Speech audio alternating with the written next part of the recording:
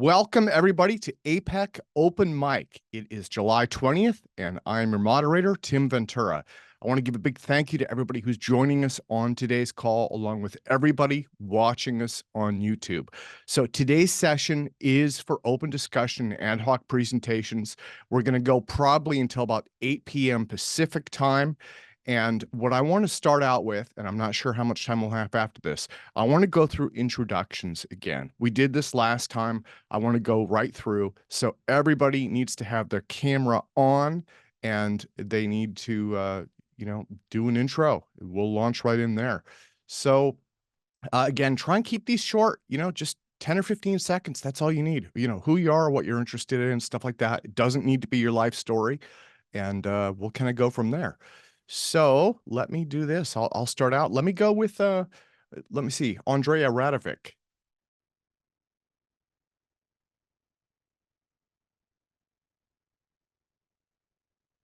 Okay. Can you hear me now? Yeah, I can. Welcome, Okay, sir. nice. Okay.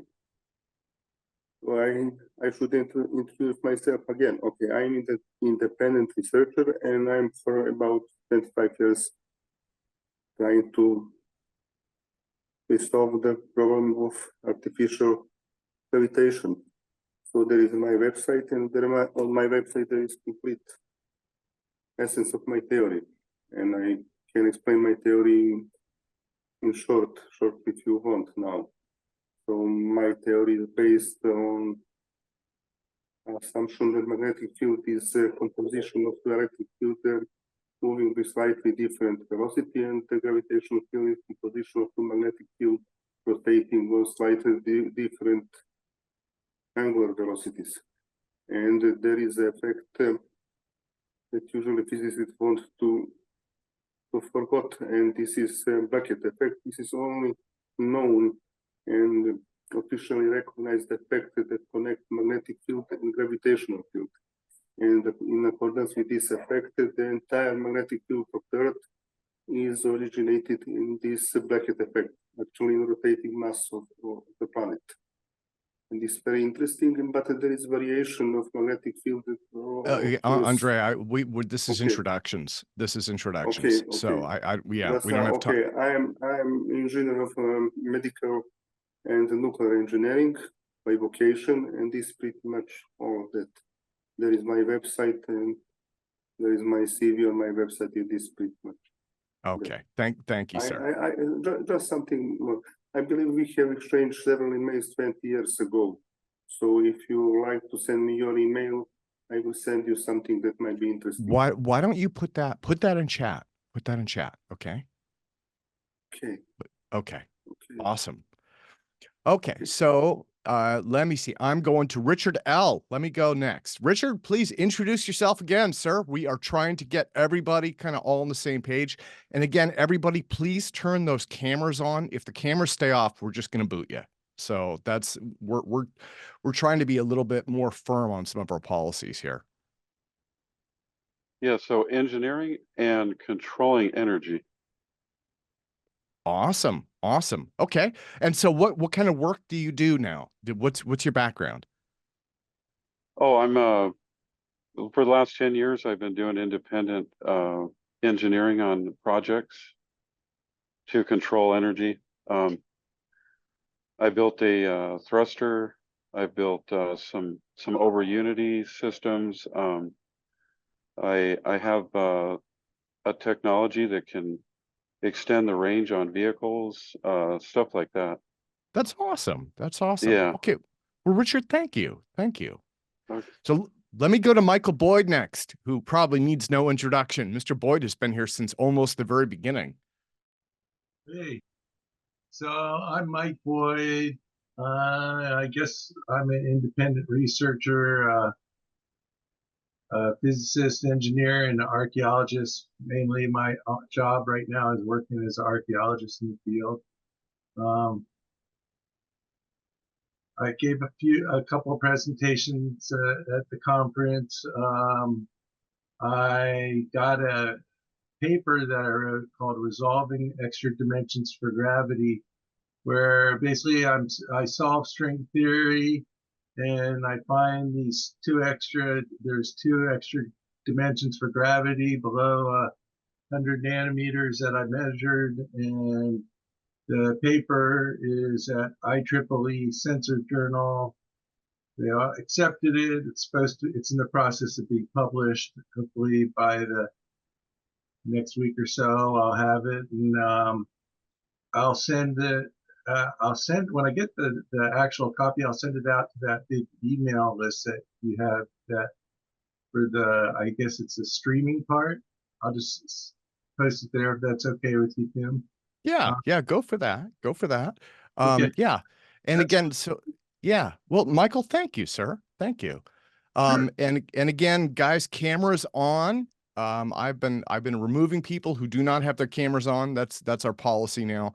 Let me see. Let me go to uquant at yahoo.com. Uquant, what is your name, sir? What is your real name? Oops, you're still muted, sir. Eric Ryder. Ah, Eric, welcome, sir. Thank you. I'd like to show my experiment. It's working, not always working, but it's working now, about resolving the wave-particle duality paradox of quantum mechanics, and I claim to have resolved it. This experiment is splitting gamma rays. My camera is flipped. Everything's going to be backwards. I haven't figured out how to adjust that yet. Oh, it looks okay though. Why don't we come back to that? Why don't we put a pin in that? I want to run through our introductions first, and we will definitely come back to that. Yeah. Awesome. All right. Thank you. Thank you, sir. Okay, and let me go to Drew. And Drew has been I see Drew there working on stuff. Drew has been making headlines again this week. Congratulations, sir. Hello, Drew in sunny Florida, professional aerospace engineer, 35 years space program, and currently building third generation warp drive systems. Part of the better part of the Charlie Bueller Drew Arjima show out on Exos Propulsion Technologies. Awesome. Drew, thank you so much, sir. Okay, and let me go to Brendan McNamara. Brendan? Hello, guys.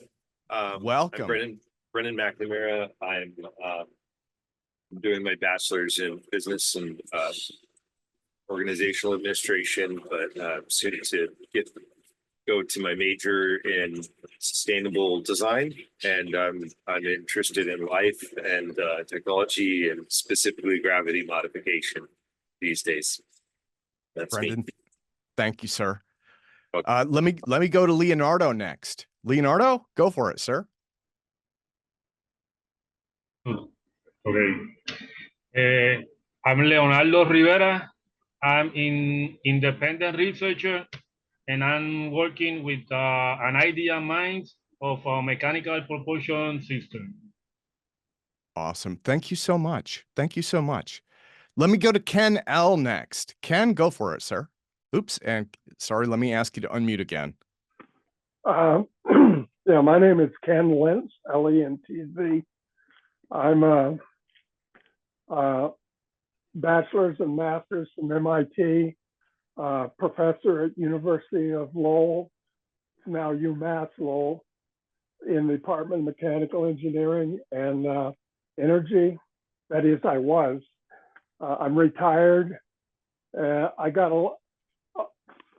55 years of engineering experience that I'm willing to help out anybody that can use the help. I mean, I can't travel, but in fact, I don't have too many more years left. So if I can help anybody, I'd be glad to.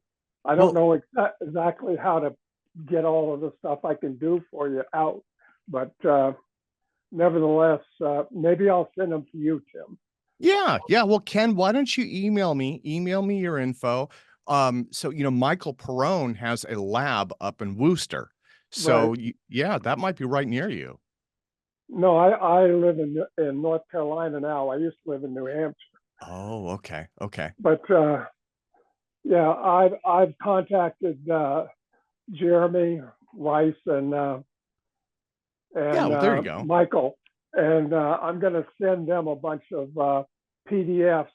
I've got gigabytes of PDFs. Even I think I have a report you wrote back in 85 or something like that, 90. At any rate, I'd like to help out if I can. I can't do much experimentation anymore, so Yeah. if I can design or do patent work, unbelievable amount of different and varied experience. My Okay. specialty, by the way, is design and build of special purpose equipment and instrumentation. I started a company that's no longer in existence, but I Awesome. did that for years, all for blue chip corporations around Boston area. At Okay. any Well, rate, yeah, well, I'll email you. thank you, Ken. Thank you. Sure. And again, everybody, cameras need to be on. That's our policy for open mic now. So people who don't have cameras on will be booted. Let me go to Jay. Jay, welcome, sir. Oh, yes, hello. I'm a computer science grad who is interested in the theories of consciousness, and I'm fed up with computer scientists, putting the neuron model of computing into their AGI and AI type of, fantasies. So I'm looking at more specifically consciousness and how the field of the brain relates to quantum fields and how we can manipulate that for better mental health. Like TENS devices and all that stuff, like binaural beats type of. I've been looking into that, and and the person who, yeah. Well, Jay, welcome, sir. Welcome. And actually, while we're going through introductions, I'll drop a couple of links in chat for you, because consciousness is something, actually, I think most of the people here are into it, even though it's not our focus area. I think that's something that our community is definitely interested in, not something I've studied too. So, oops, sorry. Let me go to HFK. HFK, welcome, sir.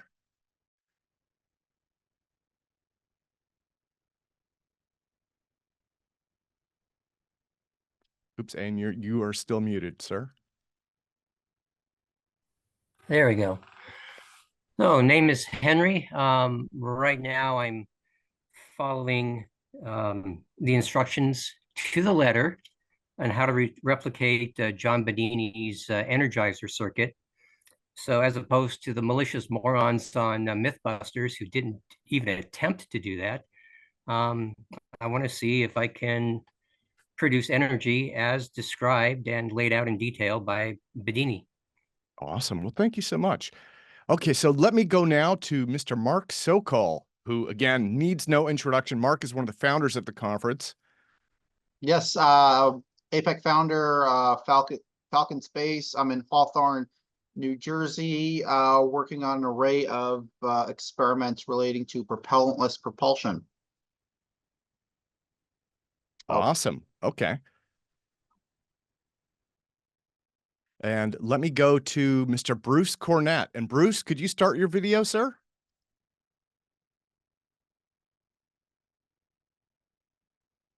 Ah, there he is. He actually has his video going, but I don't see him or hear him. There he is. Okay, he disappeared. Yes, I was eating my dinner. Ah.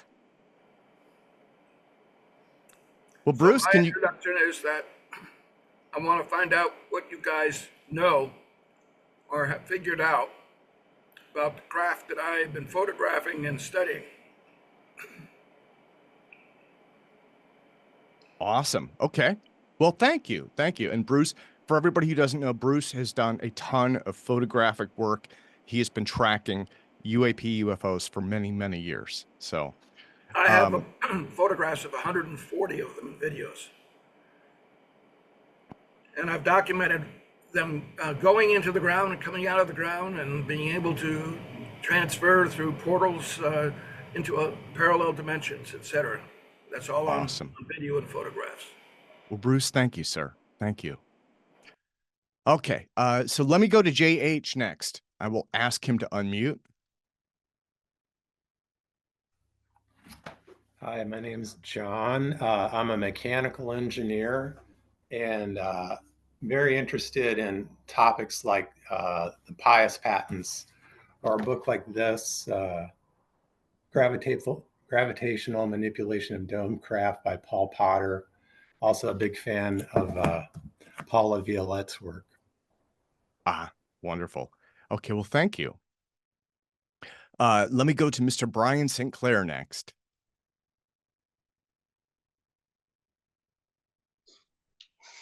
Yeah, this is Brian St. Clair here. We're building some and testing some inertial propulsion devices. We've had some successes. We've had some road tests, and I'm getting ready for another road test right now, and we should have more results by the end of the week. Wonderful. Thank you so much. And I look forward to having you demo those in lab time and later today, if we have time, anything along those lines. Absolutely. Awesome. Okay, let me go to Andre next. Sorry, sir. Yeah, sorry, I was on mute. So, hi everyone. My name is Andre, and this is Dmitrov. So you probably remember him. He participated in the previous conference. I did not participate, but yeah, this is my first time. So, hi everyone. We represent the company RWA, which deals with. So we're working for the last 10 years at least for the engine, the warp engine, and so we built the module and we presented it on Hanover Fair in Germany a few months ago, and that's in short. So maybe later we'll go into details, but yeah, it's short introduction. Thank you so much. Thank you. Okay, let me go to Mr. Dennis Lee. Dennis, welcome, sir. Yeah, first time. I believe I'm in the right area, listening to your introductions, actually. So I appreciate the opportunity to be here. I am an engineer, basically an engineer getting ready to retire and start my third career. I work at NASA Goddard Space Flight Center in Maryland. I'm calling from my laboratory outside of Washington, D.C. So I have a presentation that I'm hoping I can give today. It'll be actually, for me, it'll be a dry run of the presentation I'll present at the end of the month at the AIAA Ascend conference. So I've invented a propellantless drive that uses working fluid, in this case air, to demonstrate a force, generates a force. So it clearly outdoes any Hall thrusters. If the audience is familiar with the low thrust values of Hall thrusters, this particular device is well and beyond that. And I've done some mission analysis I hope to share with you guys that show that if you provide a continuous thrust over long periods of time, you can get going really fast and basically completely outdo both Hall and bipropellant thrusters. But anyway, I'll get into that later. And I'm the PI on an NSF study, successful NSF study, that hopefully will go from phase 1 into phase 2. Wonderful, wonderful. Yeah. Well, welcome, so anyway, sir. So really, Tim, if I should go outside the bounds of your protocol, just let me know. Okay. Well, thank you, sir. And let me go to Mr. John Brandenburg next. Oops. John, and you're muted, sir. Sorry, my mouse has got dog hair in it, so it's not working right. There we go. Yeah, sorry, I had slow on the click. Yeah, great pleasure to be here, you guys. Love this conference, and yeah, I have a short presentation to make if there's time.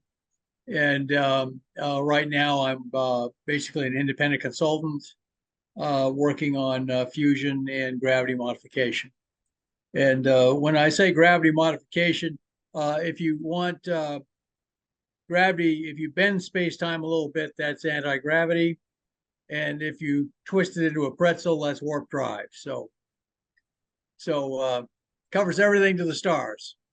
Awesome. Okay. Well, thank you so much. Okay. And let me go to Mr. Jeremy Reese next.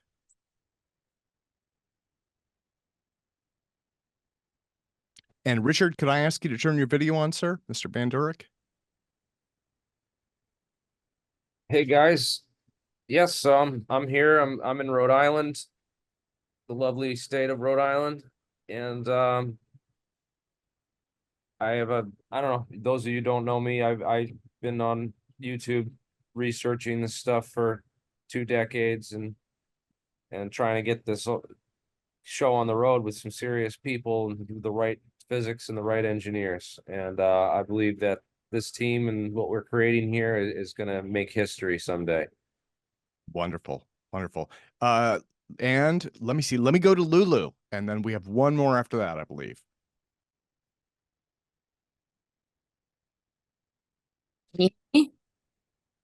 Can you guys hear me? Yeah. Welcome. Welcome. Hi, my name is Noel Sajari. Everybody calls me Lulu. I'm an independent medical business consultant and a licensed insurance agent. I'm a few credits shy from a science information technology degree. I'm interested in the sciences of the future, and particularly in the science of space tech. And, you know, I love this group. I've been participating with APEC for, I think, 2019, you know, so almost 4 or 5 years. Yeah. And yes, Okay. that's all. Well, wonderful. Wonderful. Welcome back. Welcome back. Thank you, Tim. Okay. And so it looks like we have one person left, Mr. Mike Tryon, who is still connecting to audio. Looks like he is having some technical issues. Looks like it could be a little slow. There we go. Mike, could I ask you to start your video? There we go. Could you introduce yourself, sir?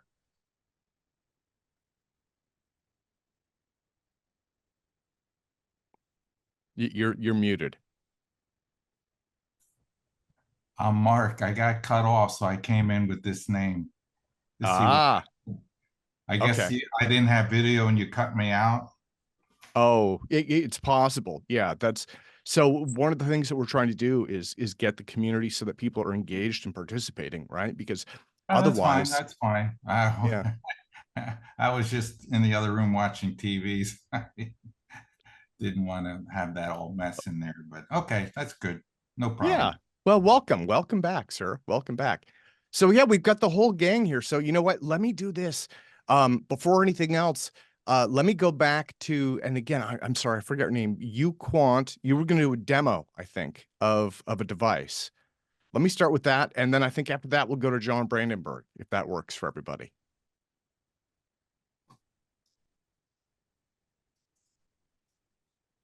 Okay, you should hear me now, right? Yeah. Okay, I am Eric Ryder. I'm in Pacifica, California, near San Francisco, and it's really difficult to see what the experiment is just looking at all the apparatus. I'm going to point at a diagram of it first, but it's backwards, so it shouldn't matter. I have a radioisotope of cobalt-57 that emits 1 gamma ray at a time. It goes collimated first to a thin detector and then a thick detector. Now, by the principle of the photon and all of quantum mechanics, a photon should only show up in one or the other, but not both. So I'm showing that a singly emitted gamma ray can be detected at 2 detectors more often than accidental chance. And so this experiment has been done several times in the history of physics, and they compare to chance in a similar way. So I'm doing it I'm doing it by their rules, but everyone else who's done it used visible light. Well, there was one with X-rays, but it was poorly done. But I'm the only one to do the experiment with gamma rays, and I also did it with alpha rays to split the atom. So I'm picking up with a sodium iodide scintillator, a photomultiplier tube. That's what the detectors are. And then it goes to this fancy oscilloscope. and I'm going to show you the timing diagram between the clicks. So let's go to the actual experiment. The experiment is difficult to see what's going on, but it's inside of this foot diameter lead chamber to shield it from ambient gamma rays from outer space. And so there's the source, and there's a large detector behind, and there's lead shielding all over the place. So now I'm going to switch to the instrumentation. This is the main thing to see, which is this timing diagram is the number of nanoseconds in between the two clicks. Let me turn off the timing diagram and even the persist. So these are the pulses that come through, and we're bracketing both the pulse height and the time to be able to show that the pulses, when you add up the energy, it's twice the energy of what you started with. It looks like I'm making 2 for 1, but I'm not. I'm showing that there's something ahead of time in the detector and everything. That's the way the electron is working. I'm trying to show that it's a threshold model and not a quantization model. So by getting 2 pulses together in time by that histogram of time, I'm showing that the photon model fails. So there's a lot going on here on this oscilloscope. I'm able to see the pulse height histogram. I have another spectrometer here that shows the pulse height histogram more clearly. So this is 122 keV gamma ray. This is the whole spectrum.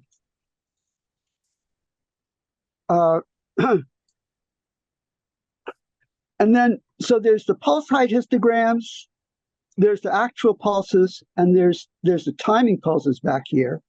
And there's this pulse height histogram, timing histogram, that is the main thing. So what I do is I compare to chance by looking at the singles rates from the singles counters, and you take the rate of the first detector, the rate of the second detector, you multiply it by the time within which we're going to count and compare on the actual on the data.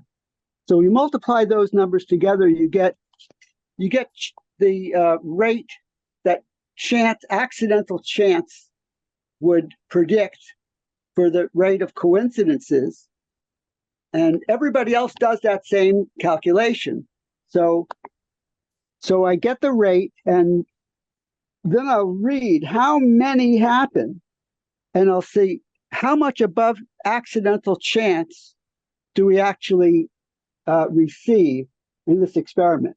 And I get, let's see, I forgot what this number would be. I have to run the numbers, but they're typically like 20 times chance. It's big numbers. It's not like I'm splitting hairs or needing to do any statistical analysis on it. It's a robust effect. And then there's all the different ways of doing it with different detectors that I've done, and different beam splitters, different geometries. So I've been doing this for 20 years. I'm trying to show people about how quantum mechanics fails. And it makes sense that it should fail, because they predict weirdnesses like entanglement. So anyway, it's important to get the basics, the ground floors, right, without this entanglement and wave particle duality. Very quickly, it's hard to see maybe, but these are alpha ray detectors, and this is where I split the atom with, I took apart smoke detectors and used the americium, took the alpha, and then split it off a gold foil that's in front of this detector. And so the alpha ray or the particle, whatever, it should go one way or the other at a beam splitter by quantum mechanics. But I show that this when I do full height pulses on that experiment, I get 4 times the accidental chance, which is a sensational thing. So all the details of these experiments are on my website for people to try to tell me if I did something wrong. Okay. Now, maybe I could ask you, actually, I had a couple of questions. The first one is, if in chat you could put your website, that way people can visit it and learn more. And the second is, how can we tie this back to propulsion stuff? Right. It's about knowing what space is. Let's see. It's about 0-point energy. I'm showing what 0-point energy and what space is filled with. It actually predicts the way the galaxies are rotating, and there's the mass, that's the hidden mass. I'm able to give an experiment to show what the hidden mass is. That's subquantum, unquantized mass is what this predicts. So understanding what space is made out of is how this experiment connects to the propulsion, understanding what matter is and space is and light is without the paradox, without transcending the quantum mechanical problems. And people show all the time, well, all this consciousness stuff and everything is connected and entanglement. I'm showing that the ghosts go away, and then we can do physics without those problems and then figure out how to do our flying saucers. I have not figured out how to run my flying saucer yet. Okay, so this is kind of a first step along the road then. That's what it sounds that's like. right. That's right. It's fundamental physics that you apply to all the rest of what everyone else here is trying to do. Okay. Well, yeah. And again, if you could drop that into chat, and you know what, let me open that up to questions. And let me see, I've got more folks who are coming in here real quick. And again, everybody, let me ask everyone to turn their cameras on. That's a requirement now. We've been fighting some spammers and stuff like that. And so that is kind of our way to get around impersonators and spammers and scammers and things like that, is to have cameras on. So Mark has asked me to do that. We did already go through introductions, but so let me start with that. So let me see.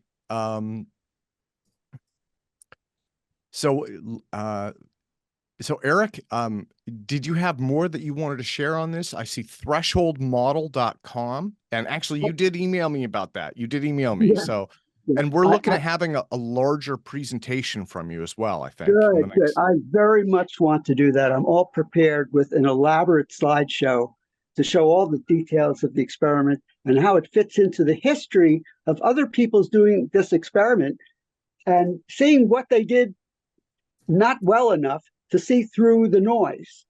And so, I want to do that lecture with you. Okay. Well, yeah.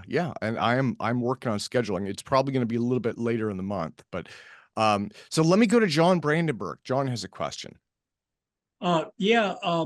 Just wondering, you're dealing with gamma rays, very short wavelength things, but like the alpha particles, that's even quantum, very quantum short wavelength.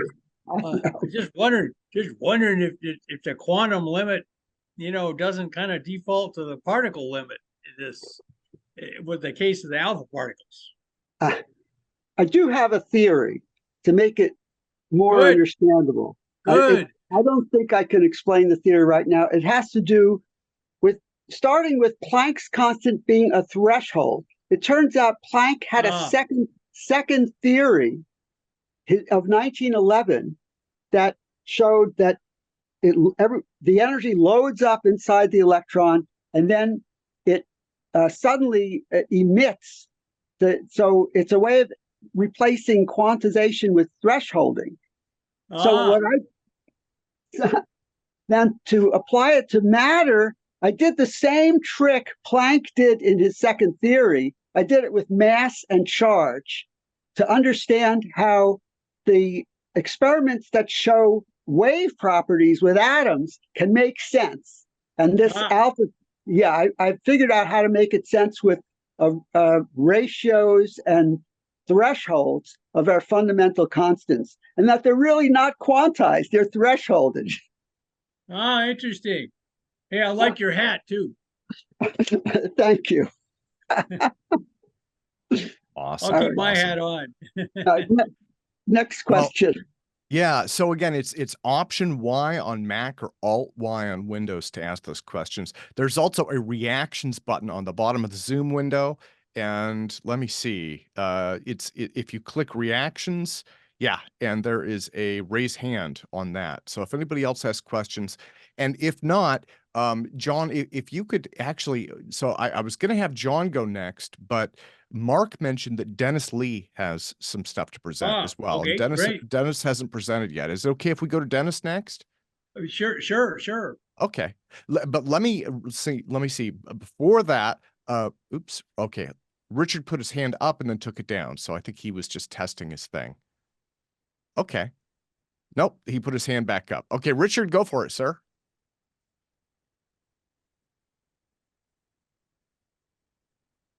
He's muted. Yeah. Yep. Okay. Yeah. I wanted to say something about the particle thing.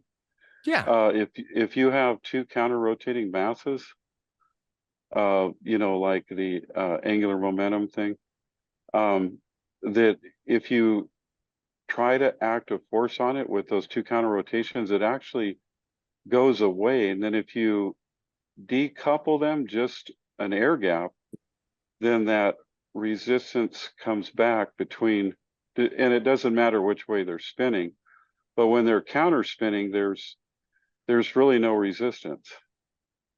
I don't know if you understand what I'm saying there. No. Okay, so if you have let's say two disks on the same axis, counter rotating masses, right? So basically two spinners, right? But one's going one way and one's going the other direction. Then if you try to act a force on it, there is no resistance. But the minute you decouple them, there's an instant resistance. So that kind of, is something to think about in a particle. The reaction of spin. Are you talking to me? Yes. Okay. Well, no.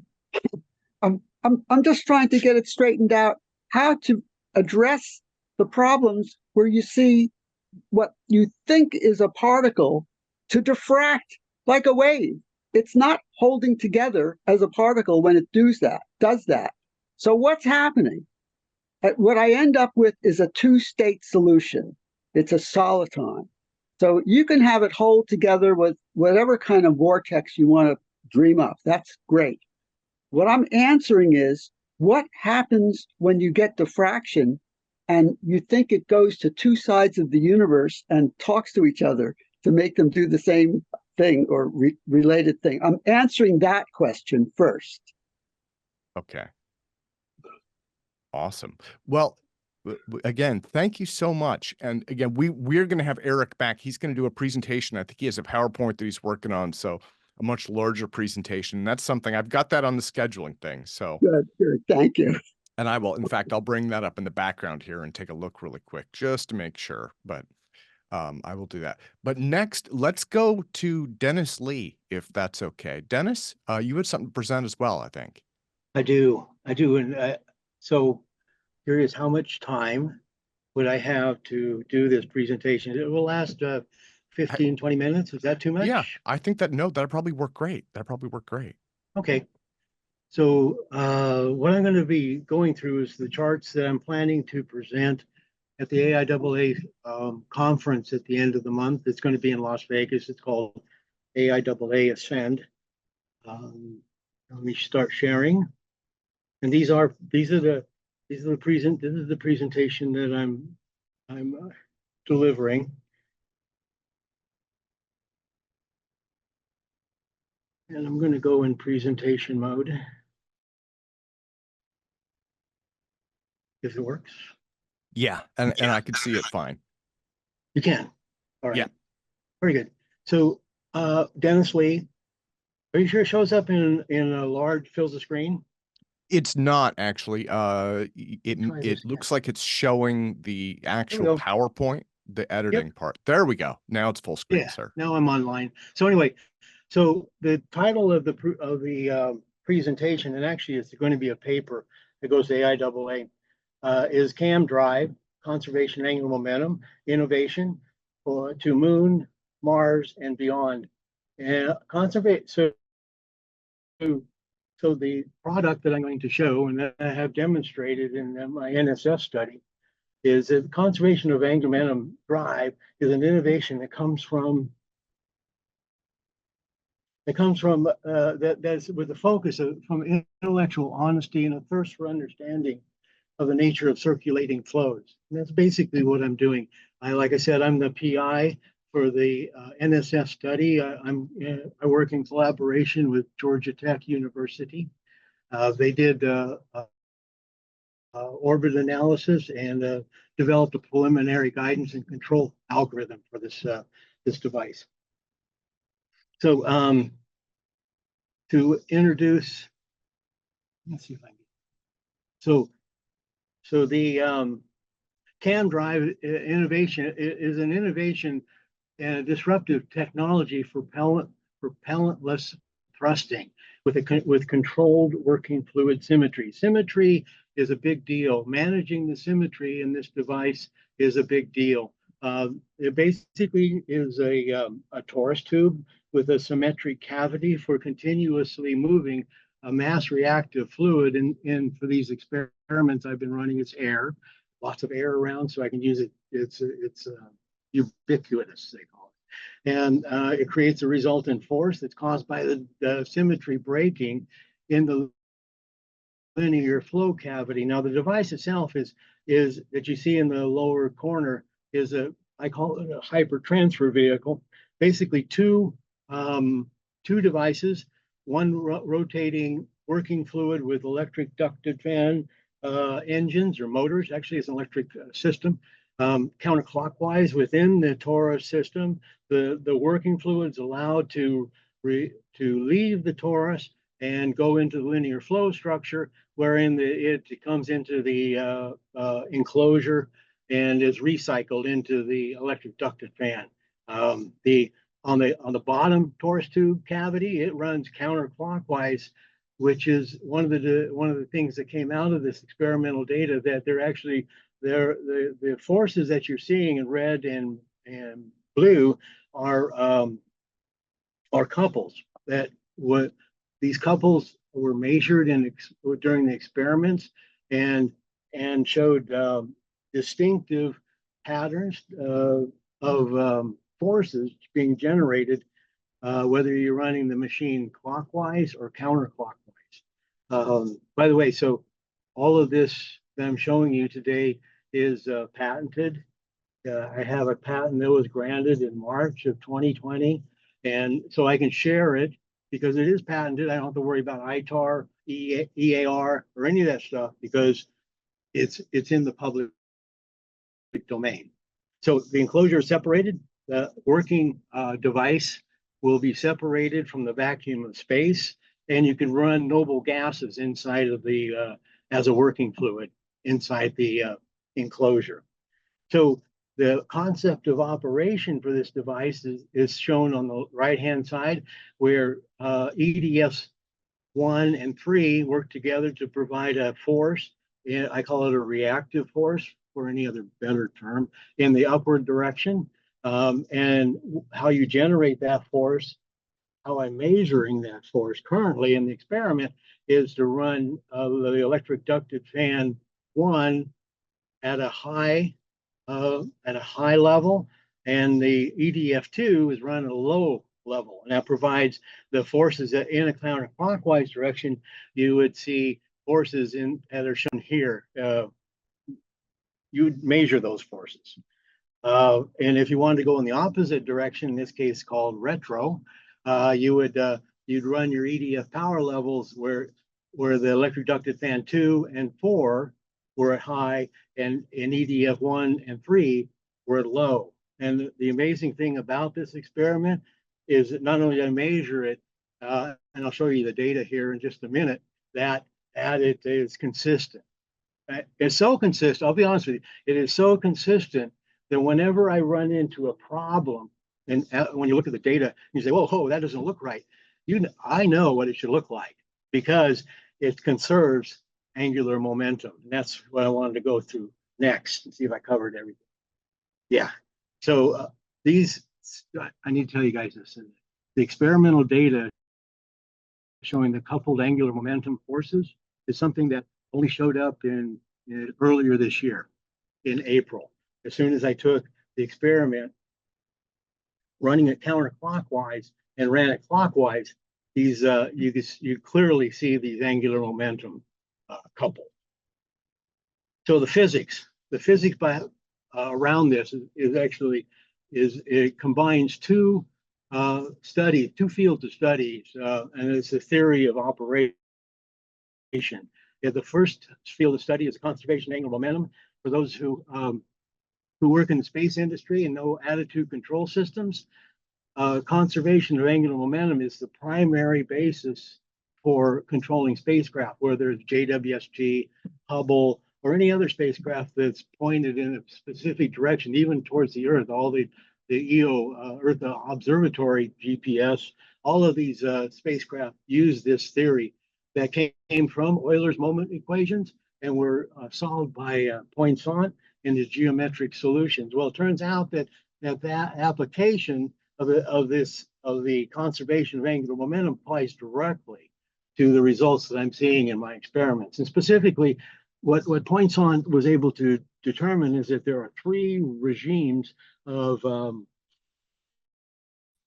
motion associated with angular momentum. There's a motion about the x-axis, and by the way, this egg in the middle is actually the trajectories of angular velocity laid on top of a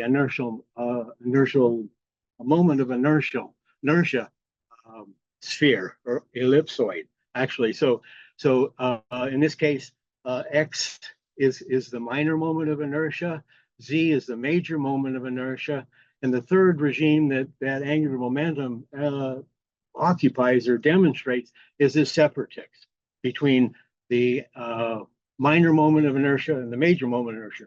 So an example, the example is Explorer 1, United States' first spacecraft launched into orbit. And basically, it was a minor moment of inertia spinner. So when they separated the Explorer 1, which was Van Allen's experiment to basically map out and determine the scope of the magnetic fields, or not magnetics, but the radiation fields around the Earth.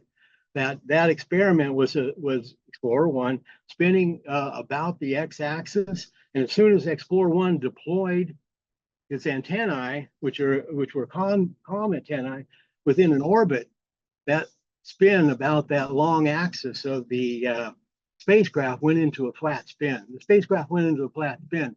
That was considered an anomaly at that point. I mean, and in fact, what's really relevant is that anomaly was the first demonstration of the movement of an angular momentum vector from spin about a minor moment inertia to a spin about a major moment inertia. This was nature demonstrating itself to the engineers and scientists. And anyway, so that was the basis for the rest of the whole field of attitude control systems.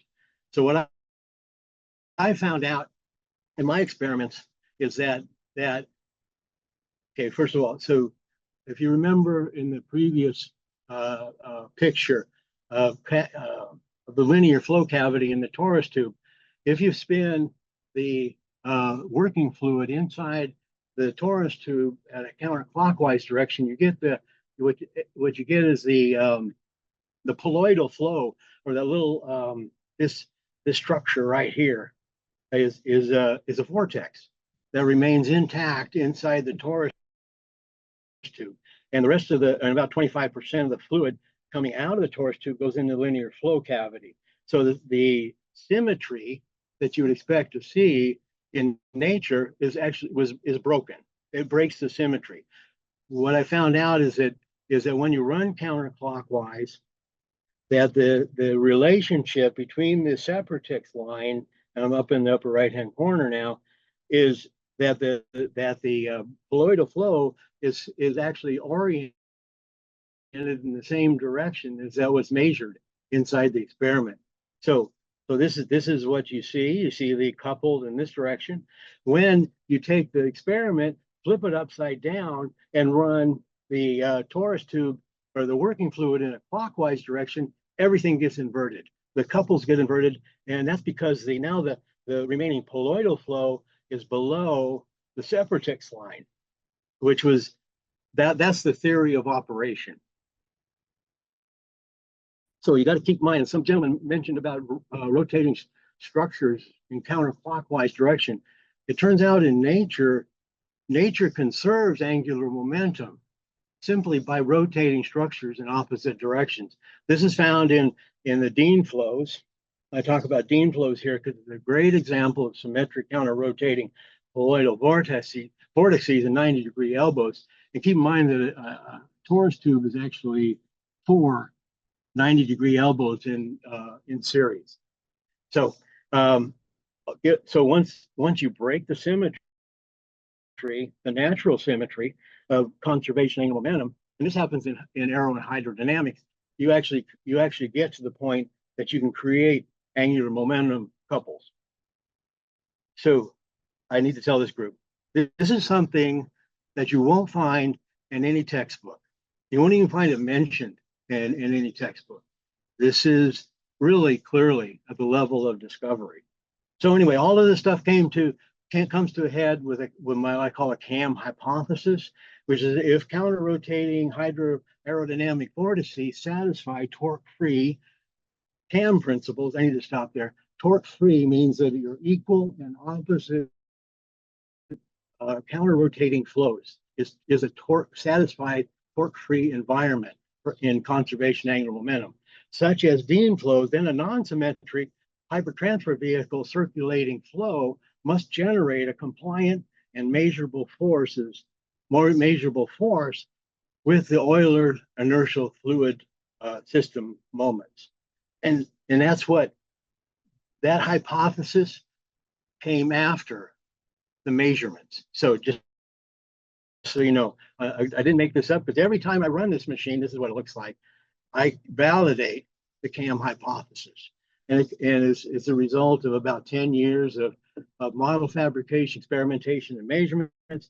Look over here on the right-hand side. This is what the experiment looks like. Primarily, I took a length of extruded plexiglass tube and cut it in 12-degree sections, and then bonded it together.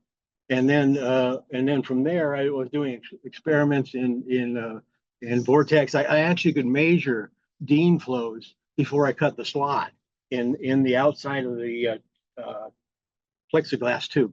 But here, it's important to realize that the configuration you're looking at right now is a counterclockwise configuration.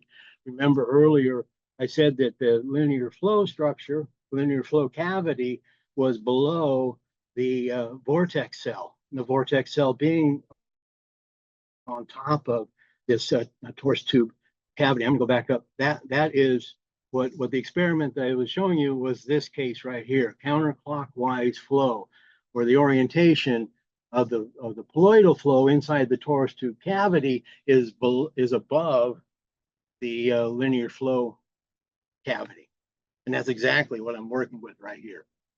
So the way that, so let me tell you how the experiment operates at a time. Basically, it's an electric, I have 2 electric ducted fan motors right here that are controlled independent of each other. I have a joystick and a transmitter that operates. You can see on the left hand of this picture that this cable that's hanging down, that's where the batteries hook up to. So hook up the batteries and then run it. I read pressure gauges. I have pitot tubes inside the flow, so I can measure the flow of the velocity of the air inside.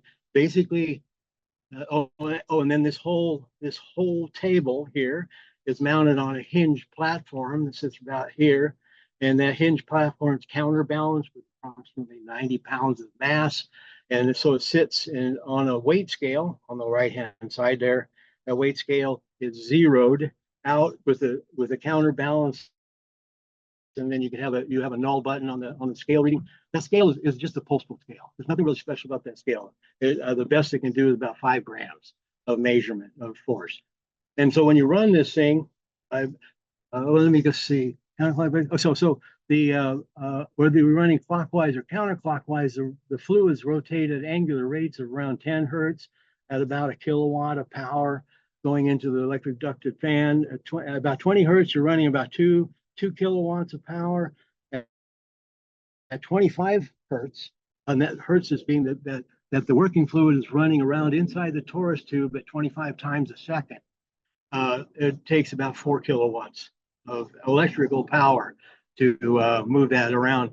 Like I said, the inertial forces are measured clockwise, counterclockwise in air, and it's controlled and throttled through power ranges.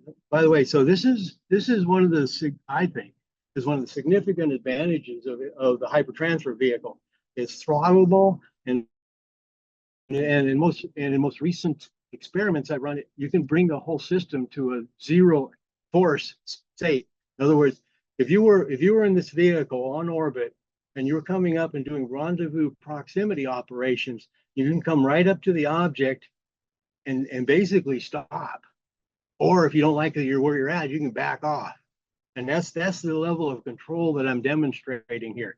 But let me talk about how the force is being controlled. And this is really interesting. So what we did in our analysis, we took from the electric ducted fans have a controller.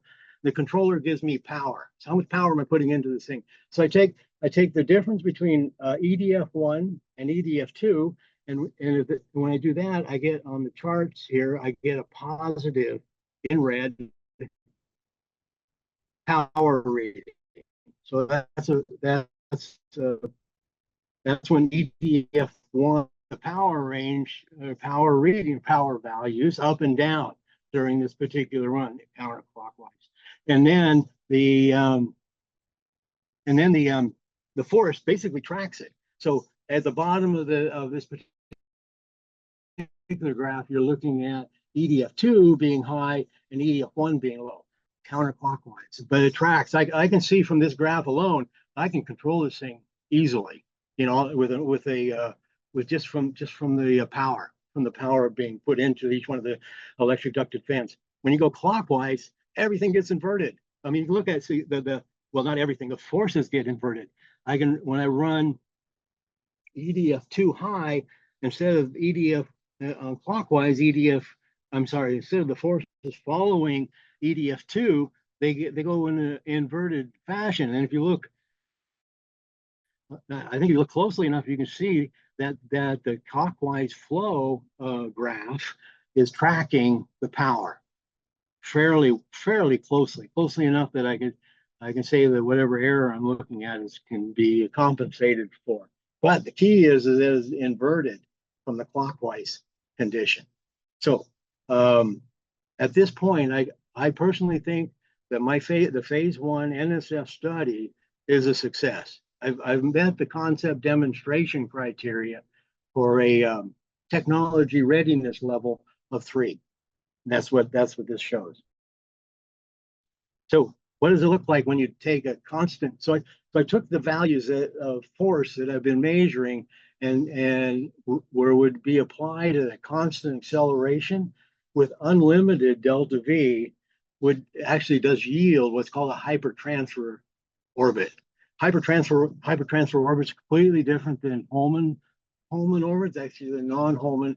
Those of you who are familiar with the operations of mission operations and moving spacecraft around, you know that, like for instance, if you're going to Mars or to the Moon, if you put a delta V on your vehicle, you basically target that vehicle to intercept the planet you want to see, but you coast.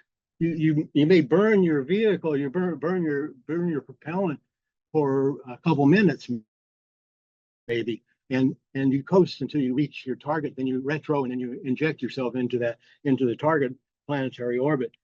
HTV, we just basically run it consistently at constant acceleration and constant mass, and that creates and you can see the Newtonian model that I used to do this analysis.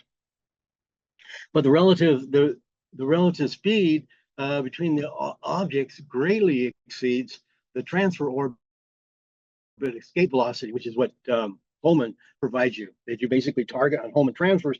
You target between between where you're at and where you want to get as a delta V, so that you can inject at near the velocity of the target orbit. Well, HTV and hypertransfer orbits, you greatly exceed the orbit. Here's a picture of the lunar transfer that I did, where I provided, and because it's an open forum, I can tell you how much force I provided, but I provided enough force to get me going up to over 100 kilometers per second. Well, 100 kilometers per second, if you don't slow down, you'd be basically on your way out of the solar system, if you want to know the truth. So anyway, you don't really, HTV, you don't really turn the vehicle around. You just reorient the operation from the Konos picture to basically decrease your delta V. So you can inject in a lunar orbit around 4 kilometers a second. And what this does is that for an HTV lunar transfer, you can get approximately 40 days to get from Earth. Actually, it's a geosynchronous transfer orbit to the lunar orbit, where compared with the Hall thrusters that NASA is going to use on their Gateway mission, it takes 400 days. And that's because the 400 days is because the Gateway thrusters only provide like 1.8 newtons.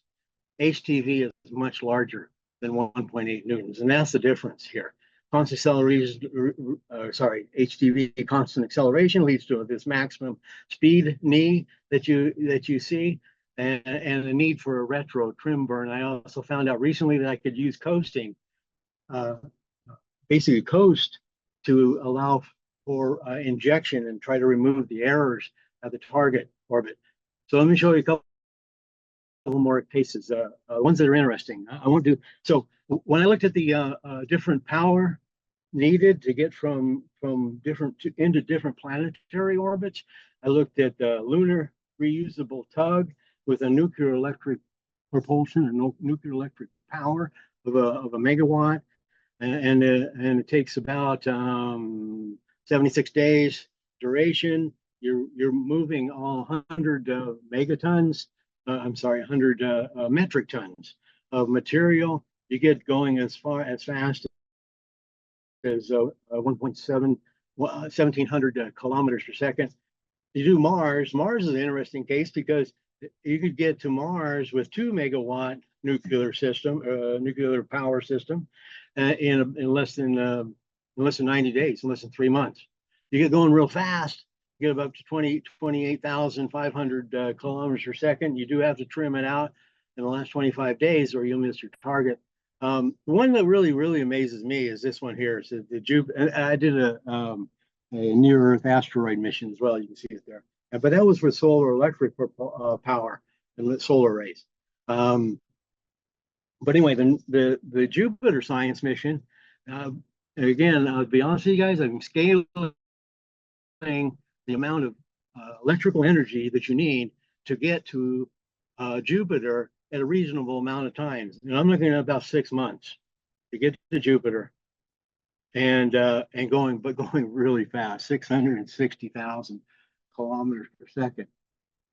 Today, right now, it takes 6.5 to 7 years for a Jupiter science mission to get to the planet. So I could call this is a game. I hate to use the word game changer because you hear it a lot, but this is a disruptive technology, what it is. So conclusions. Cam drive is exciting innovation. It's a disruptive technology. It does have 10 to 15 times more thrust than your standard Hall thrusters. Cam drive has revealed rotational physics with clockwise and counterclockwise inverted force couples, which is really a breakthrough. Cam drive will meet the this is important. Cam drive does meet the definition of NASA propulsive drive. NASA has a fixed standard, what they consider to be a propulsive drive, and that is you have to show conservation principle and you have to show some median that'll transfer energy, and as in a reactive sense. The phase 1 study initial results support by Georgia Tech support trade studies where HTV can be used for orbit debris removal in sun-sink orbits, and that there's the remediation services for the first CAM drive will be a non-rocket technology, trying to solve the limitations of in-space rocket thrusters. I hope. I'm going to stop. Oh, do you want to show? So that's a lot. I mean, I'll guarantee you a lot. I also think. Oh, I'm sorry, Dennis. I'm sorry. I thought you were all done because I saw the Q&A thing. So yeah, we'll do Q. Mark already has a question for you, but yeah, Okay, finish up, Mark. please. Oh, Sure. Okay. Well, let me stop the slide share then. No, go ahead. I actually had a video that showed the a test run, but I think I will not show it. Oh, okay. Okay. Well, let me, yeah, Mark has his hand up. And again, today, everybody, we're asking everyone to have their cameras on. And so Mark, he had a question. It's Alt Y on Windows, Option Y on Mac for questions, and go for it, Mark.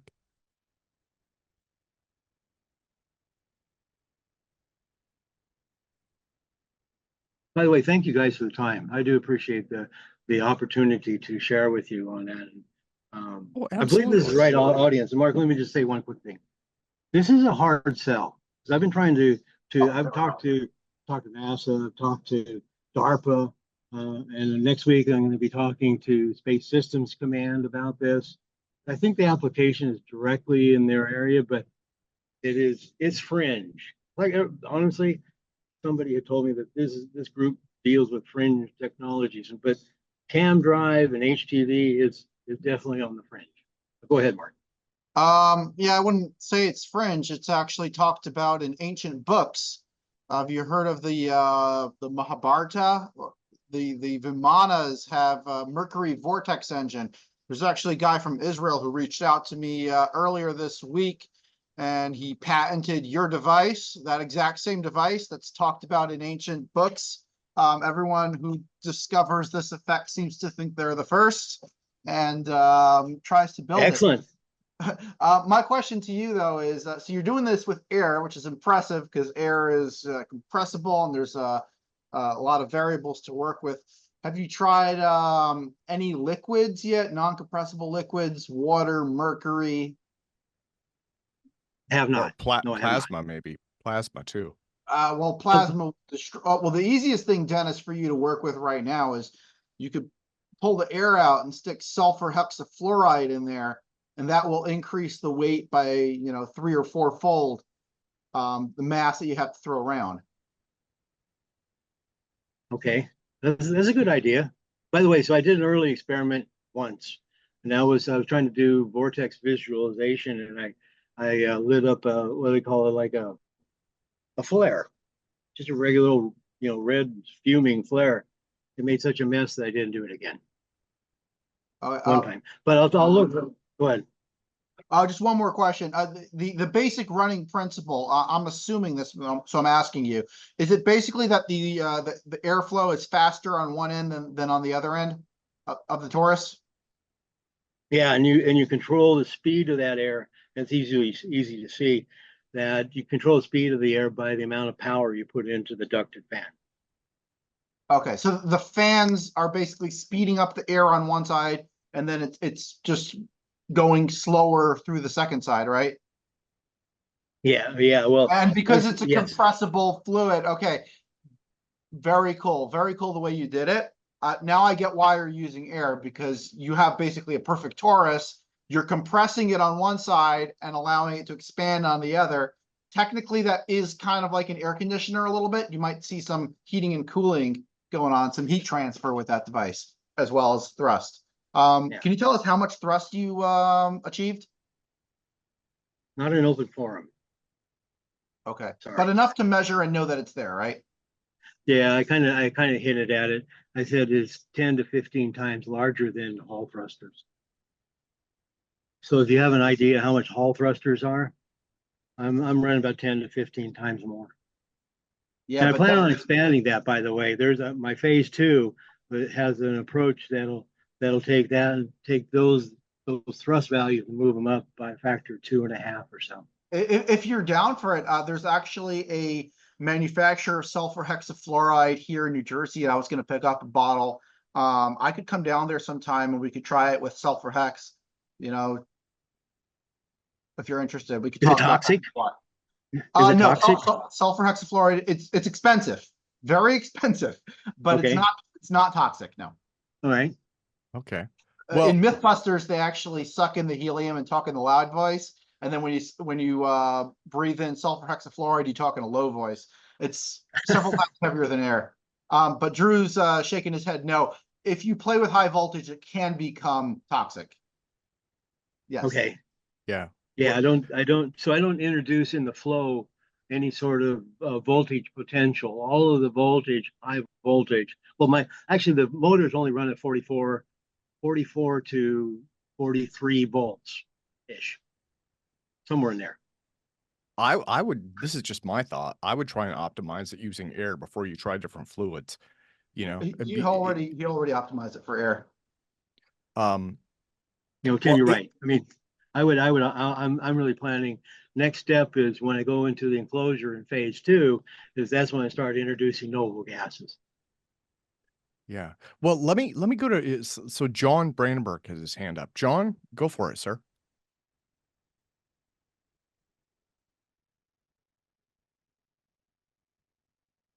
John, you're muted.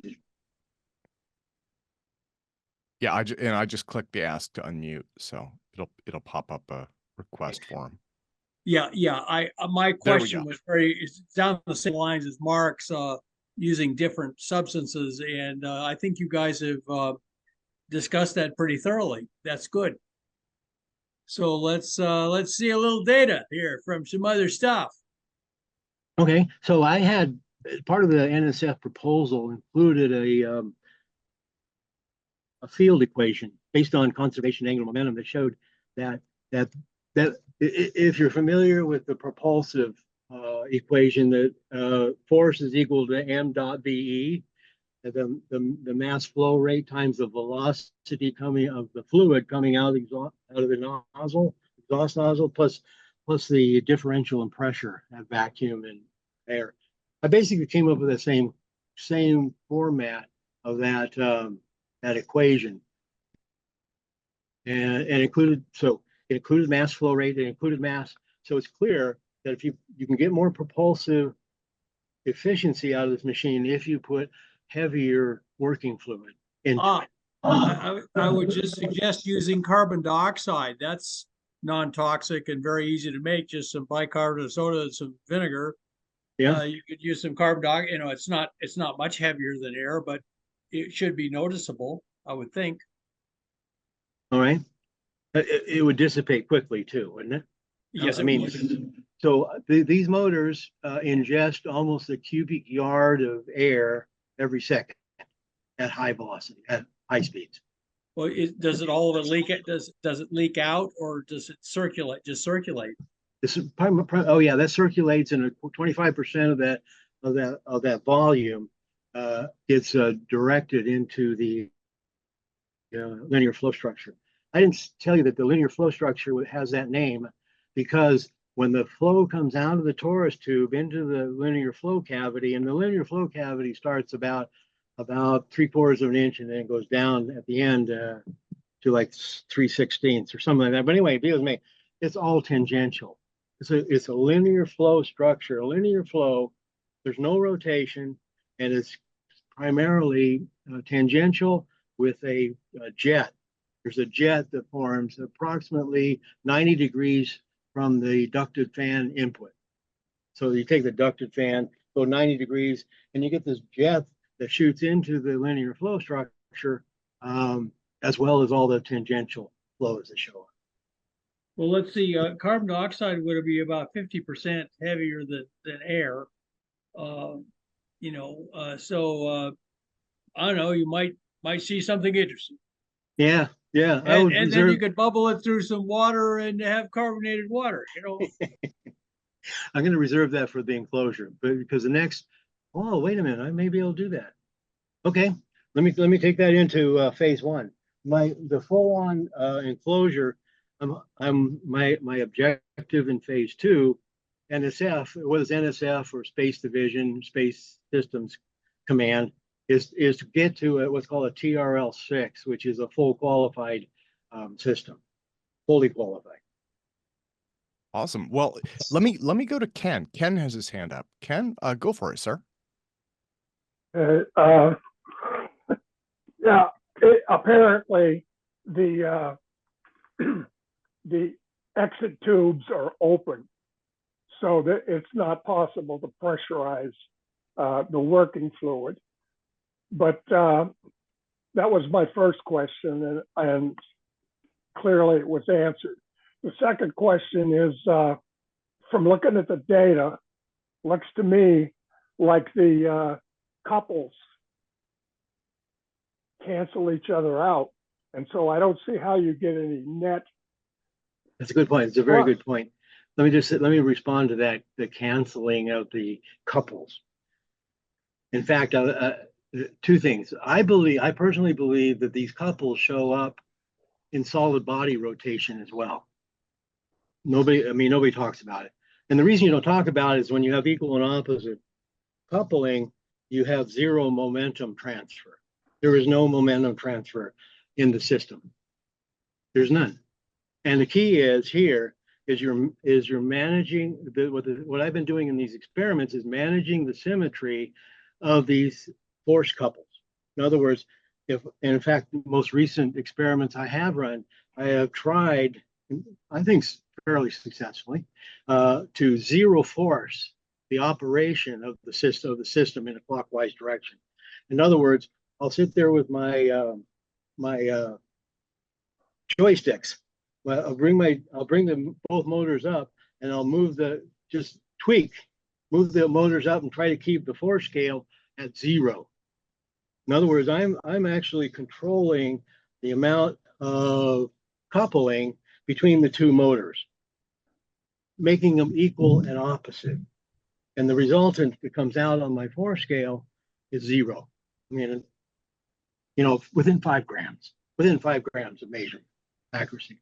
The key here is the fact that if I can control these couples as well as the experiment indicates, if I can do that, a piece of electronic equipment could do much better. Well, that's going in. I would also worry about precession torque, torque in the third axis from the unbalance. I know if it's a torque-free body, and you can control it so that you only have a couple in one plane, then you won't get any stuff like that. But I don't know if you can do it. Ken, you can do that. You can do it. They do it when you balance your tire. And the key is they put the mass in a place that balances out those couples. I mean, it really does. I mean, and you mentioned it. That's exactly what you mentioned earlier. Is it you get an unbalance of mass, you can see these couples, and it shows up. I mean, how about you take a weight off your tire and see what happens? Right. It makes an uncomfortable ride, and that's basically what you're saying. And so I try to keep as much as possible, keep the distribution of mass inside the torus tube equal. So there's not minimize the mass imbalance due to the working fluid. Right. Well, that sounds good. Yeah, no, it helps. I mean, it's just that actually is the design of the experiment more than anything else. Oh, got a couple more hands. Yeah. So Drew has his hand up. Drew, go for it, sir. Hi. I've been listening, and I got a pretty strong understanding of the nature of the universe. I have no clue how this thing makes thrust. Are you sucking air in and blowing it out somewhere? Well, so the if you take EDF1, it rotates air around inside the torus tube. About 25% of that air leaves and goes into the linear flow structure. The remaining goes in and feeds into EDF2. You don't get a lot of value out of it. I thought, honestly, I proposed to get a lot of Does it come value. out anywhere? And it gets sucked in. No, it just basically, it rotates. So you're just pressurizing this thing endlessly. Yeah, be careful about pressurization, because I thought pressure, I believe I don't believe the only pressure I see is if mass a is going velocity. in and you're not pressurizing, then the air is disappearing down a black hole. Are you either pressurizing or is it coming out? It comes out. It does come out. I can feel If it, it's but going mostly in I and feel it's coming out, how is this going to work in a vacuum? well, like I said, it's inside of an enclosure. It has to be inside of an enclosure. Okay. Otherwise, how are you going to get any thrust out of a solid system in an enclosure when the exit air is going to hit the far wall? it doesn't. So, well, my thesis and the theory of operation is not about You can have all the pressure. theories you want. You're inside of a solid box and you're Well, moving I a have to- physical material. Well, no, Drew, hold on. Hold on. I get what he's saying. He's talking about it's basically it's inertial. It's a kind of a form of inertial propulsion, right? And so Exactly. It's asymmetric centrifugal force. So you have yeah, more so it's centrifugal force. I actually got it is crazy that we're talking about this now, because I got an email from a guy in Israel with videos showing this exact device working and picking up speed as it scuttled Mark, we across the talked floor. about this.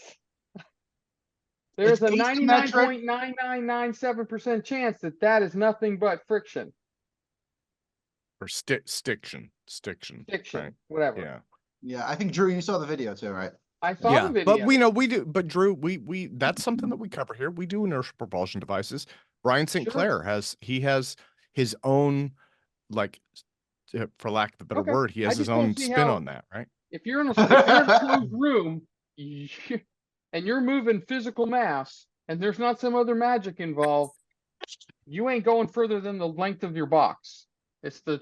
Drew, you got asymmetric rail car. capacitors. Dennis got asymmetric centrifugal force. Yeah. So it's same kind of thing. Let me go to HF. It's not even remotely close. We're Let me go stealing to in momentum from the universe. He's moving mass inside of a box. let me go to HFK next. Well, that's basically same question as Drew. So to be clear, this is a sealed box, two separate vortices going on, two different donuts. The mass is accelerated asymmetrically in both. So the question is, how out of phase do you have to be to see the thrust happening? Because when you have it perfectly balanced, nothing should happen. But when you have transients happening, is that when you see the acceleration? I have seen accelerations during transients. I've also seen them steady state. Really? So it's that's intriguing. And right now you're just doing standard atmospheric air. So are you doing this under 14 point whatever PSI atmospheric pressure? Or have I'm you about 800 feet above sea level. So okay. Is your box strong enough to handle 2 or 3 atmospheres? I wouldn't do it with plexiglass. Not with the 1/8-inch wall plexiglass. Okay, so you have so you see the thing transparent, so you can see what's going on inside. Basically, that implies you've introduced smoke to see what the vortex flows are doing. Yeah, and see where the pitot tubes are located inside the flow. So you could, so do you have a model where, or, next step where you're making a metal box with some view ports so that you have something stronger that you can pressurize to see if you get a linear response to more mass? Yeah, I am. That's phase 2. Okay. And can you post the patent number that you mentioned that you got back in 20 or 22? Yeah, I'll put it in chat. I'll have to find it Awesome. first. Well, awesome. Well, thank you. Thank you. Thank you, HFK. Let me go to Creon next. Creon has his hand up. Sir?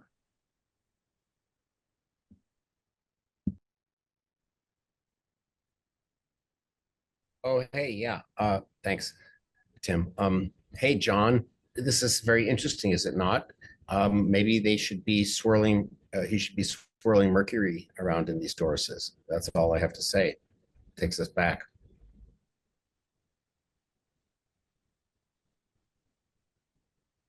Well, thank you, Creon. Mercury won't work in Dennis's system. That's actually something I've been talking with my team about doing this week. The problem is you got to have a linear accelerator for it, like to accelerate it around, and the container system needs to be really solid so it doesn't leak out. Yeah, we can agree. Dennis's system relies on a compressible gas. It won't work with a non-compressible medium. Yeah, I think that's what kind of makes it novel with that centrifugal approach. Let me go to Shrish. Shrish has his hand up. Sir?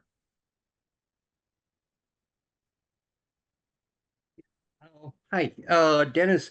I think I have a kind of follow-on question from what Drew and I think Mark was talking about.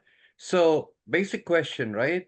So your system conserves angular momentum to produce linear momentum. Is that what it is? Yes. So how does it conserve linear momentum then? By moving forward. I'm moving by exchanging the force F equals ma. That's how it is. But there's no external force, right? It's an internal force, right? So No, how do you? I'm measuring external forces. It's coming right off the scale. No, it's all internal, right? So how do you exchange momentum with the external environment? That's what I'm curious about. Well, so let's see if I can explain. All I can do is explain the experimental setup. Experiments, the torus tube sits on a platform on a hinge, a counterbalanced hinged platform. And the counterbalance, so you got one side, you got the experiment through a hinge line, which does cause some problems, but still allows me to measure.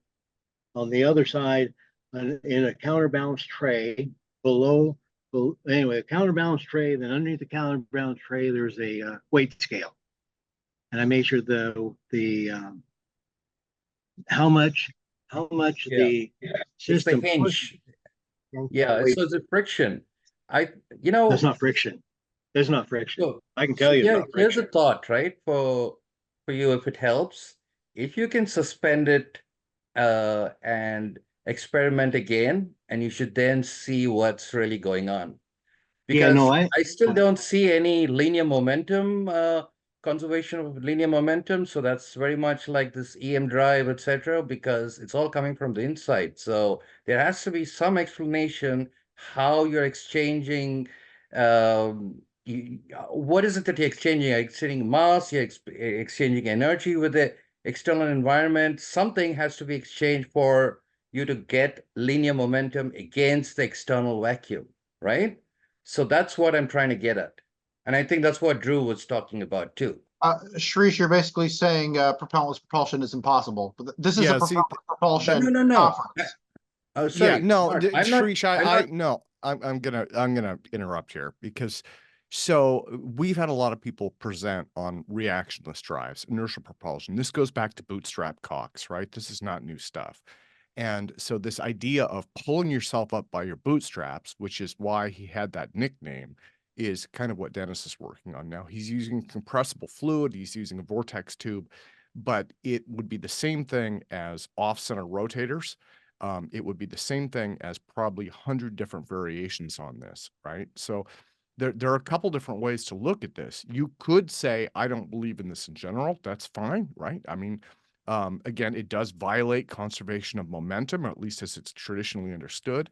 The thing is, if you're saying that, then you would not only have to rule out this approach to it, you'd have to rule out the MEG, Jim Cox's, Curtis Horn's work. You would have to rule out Brian St. Clair's work. You would have to rule out anything that basically uses off-center rotation to create propulsion. So, what you can't really say is, well, this one isn't going to work, but these others do work, because they're based on the same principle. The principle is lifting yourself up by your bootstraps. Well, Tim, all I'm asking here, I'm not denying that you can have propellantless. As you know very well, I'm working on a similar propellantless system. So my question here is not denying that propellantless is not possible.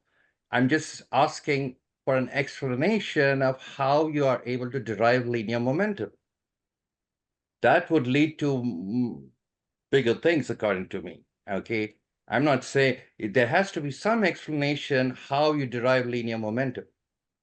Okay, that is what I'm saying. We understand the angular momentum issue, which is internal, but how do you exchange momentum with the outside? Or, I mean, how do you get the linear momentum? Simple as that, right? I mean, I'm not saying it's not possible. But you could ask that same. The problem is that question would apply to any of this class of devices equally. It would apply to any No, of it these. depends on the device itself, the physics behind what they're doing, really speaking. Like, again, I come back to what I'm doing is something different. Everybody's got their own basis for how linear momentum is achieved. So the question I have here with Dennis is, if he has come to that point, it may be that's something that still needs to be studied. That's fine. I'm just pointing it out, right? There's no one size fits all when it comes to this, really speaking. When you have linear momentum, I mean, you have rockets, you have boats, you have cars, they all exhibit linear momentum, but they use different methods to produce that linear momentum, right? There has to be an explanation for it, is what I'm getting at here. No, I understand. I'm going to reveal something I don't like to talk about much, but Well, no, Ken, I would not. If you have secret sauce type stuff, no, it's not secret sauce. I wouldn't go into it was really the kernel that drove my experiments. And I studied aeronautical engineering at the University of Washington, and I focused on space systems and launch vehicles. But what bothered me is there was in that explanation, and this is true even to today, though the explanation of why airplanes fly was never ever brought to what the kernel, I think what Rashi's looking for, is what is the basis for generating aerodynamic forces, literally. And in fact, even recently in AIAA podcast, they came up with the only thing they can come up with that has something to do with circulation. In other words, and this is exactly what they were taught me back when I studied it, and I've researched it in numerous aerodynamic books just to make sure I didn't miss something. But and you may think, oh yeah, the air flows over faster than on the top than the bottom. Well, that's not it. It's really not it. It's not the reason that airplanes fly. So the key is that we aeronautical engineers know how to design aircraft. They really know how to design aircraft. They've done it for years, for decades, for centuries now. But they really don't know why they fly. They really don't. Yeah. Believe me, they really actually they do. don't. We actually do know exactly how airplanes fly. And if you've got about 30 minutes and $9.95, you go buy a book called Stop Abusing Bernoulli, How Airplanes Really Fly, and you read it in about 30 minutes, and you won't have any more questions about how airplanes really fly. Period. Yeah. Yeah. Well, guys, I'm trying to keep the debate down a little bit. All right, so that's fine. Yeah, let me go to Ken, if that's okay. Ken had his hand up. I just had one question. Is the top torus the working fluid from the top torus isolated from the bottom torus, or are they together?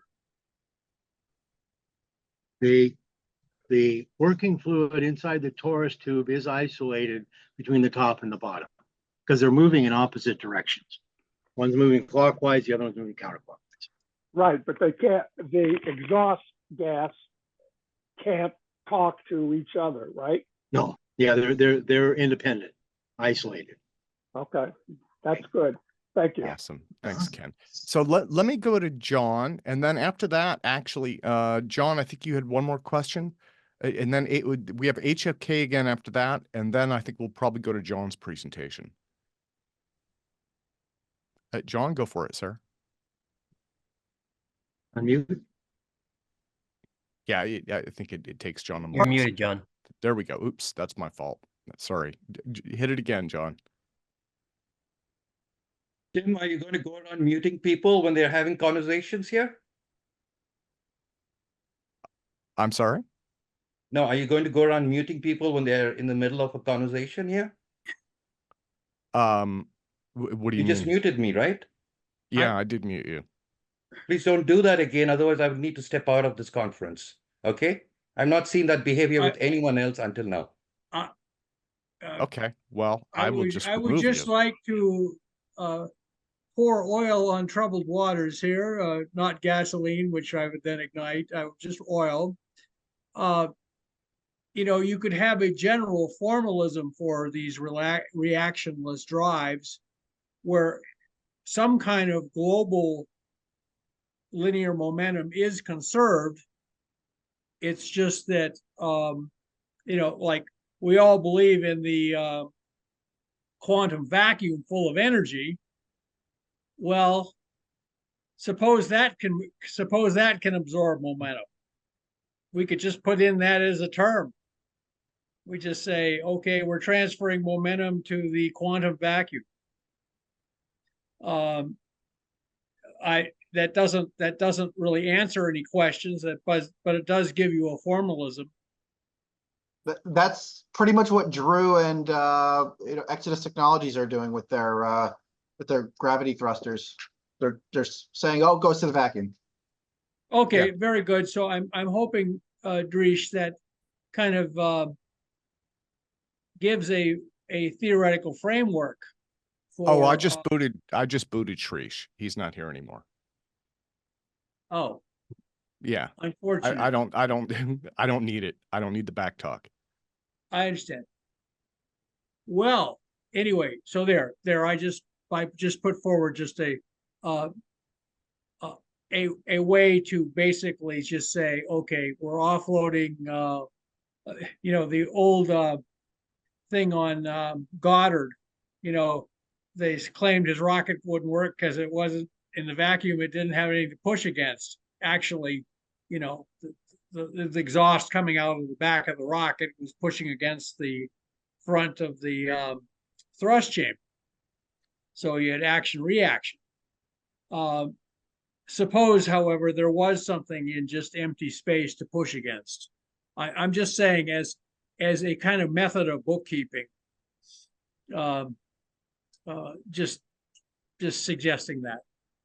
But anyway, that was my whole comment. Just a method of bookkeeping. No, that's awesome, John. Well, thank you. Let me go to HFK next, and then after that we'll go to John's presentation. Yeah, the follow-up question is, I just wanted to confirm that the upper torus and the lower torus are identical in volume, that you don't have a size difference between the two. Is that correct? That's correct. Okay, so they're symmetric. So you're not doing anything odd where you have one which is like, you know, half the size of the other, and then you're playing games with balance. They're actually the experiment used the same torus tube. You just flipped it upside down. Okay, so it's symmetric above and below, except that you have one circular rotation path versus the other. You know, basically mirror images of each other, phase shifted, so to speak, 180. Yes. Okay. By the way, that surprised me when the result showed up. I didn't think it'd be that easy. All right. Thank you. Awesome. Hey, Thank you. Tim, thanks for the opportunity. I Oh, appreciate absolutely. this one. Absolutely, Dennis. Absolutely. Yeah, and we try not to have open criticism of things at APEC. I mean, I think that does happen sometimes, but we're trying to create an open, accepting environment, and loaded questions to undermine other people's thing, which is what Shrish was doing or what got him booted. I can ask lots of loaded questions about lots of different devices, but while simultaneously promoting my own hypothetical device, right? Isn't that somewhat disingenuous? And so that's just, and that was why I muted him. And when he had an issue with that, that was why he got booted. So that's why I moderate. Let me go to John next. John has a presentation. And Dennis, thank you so much. Yes, Dennis. Before John goes, can I just show something really short that gives everyone an idea of what these kind of devices work like? Sure. It would take 60 seconds. Okay. So let me see, screen 3. So this is, I got permission to share this. This is the guy in Israel, Azriel Lober. He published his device just a few days ago. It's basically an offset mass circulator. So over here where the little X's, that's where the motor is. So it's offset from the center of this device. These black things are the masses that rotate around. They have the ability to slide in and out. And this basically, they're basically lead blocks with wheels on them that are contained within that substructure. And here's the device in operation. And you can clearly see that it's doing something here when it turns on. Now, some may say stiction. Yeah, that you can claim that I would like to see this on a ping pong ball setup, or on floating on water or something like that. But he shows several run-ups of the device, and here in this iteration, the right motor turned on faster than the left motor, and it kind of took a right turn. So he was even able to control left and right. He was able to steer the thing, but just by controlling the thrust on the two different motors. And the craziest thing is this is extremely simple to build. You could probably even build this out of Connects. That's how simple it is. And that's it. Mark, I mean, if I could jump in, for me, the way this is my thought about it, right? But I mean, you're a co-founder of this conference. There are a lot of different ways that people approach this, right? And if as a conference or as a community, if our community sat down and everybody said, you know what, we're not going to accept this class of device, that would be one thing. But to single out someone with that class of device, that's a completely different thing. Right. And you were right. The criticism that he had on it is basically what they taught me in school says what you're doing is impossible. And the premise of this entire conference is that what they taught you in school, something was wrong there because science missed something. That's the premise of that's why we are the alternative propulsion conference. We're not the mainstream propulsion conference. We're not the rocket propulsion conference. Now let's go to a rocket engineer, John Brandenburg. Yeah, well, and the other thing I was going to suggest was, and this may apply to Dennis' device. I'm sure it probably would, or it would apply to the Israeli device you just showed us. You might, if I'm not mistaken, you might be able to suspend that on a string, and it would have a constant offset, right? That would also qualify. Now, it might take a long time to get there because you're going to have a lot of vibration and stuff. But in theory, if you had that suspended vertically from a string and you turned it on, maybe not that device, maybe you would have to move faster. But in theory, it should move to an offset, and that would prove the formula. So, yep. Okay, well, let me go to John. John has a presentation for us. John, go for it, sir. Very good. Very, very interesting. Yes, and this is the alternative propulsion conference.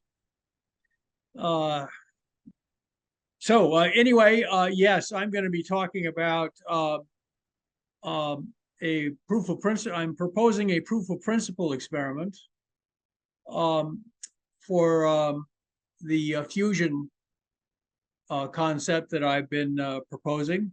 Creon, you're still out there? Oh, well, he's probably muted. Anyway, yeah, and I do have a PowerPoint presentation. Tim? Well, anyway, we all know the sun rises in the morning.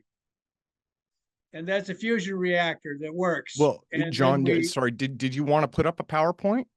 yeah, I sent you one. Did you check your? I sent it to Tim Ventura email. Oh, it's just a PDF. It's not very long. Yes. Do you want to put that up? Do you want to? Yes, if you could, please. I must say I'm PowerPoint addicted at this point in my career. Okay. Let me do. Sorry, I didn't realize. There we go. How's that look? And let me go to. Okay. Yeah, I think you'll have to advance it.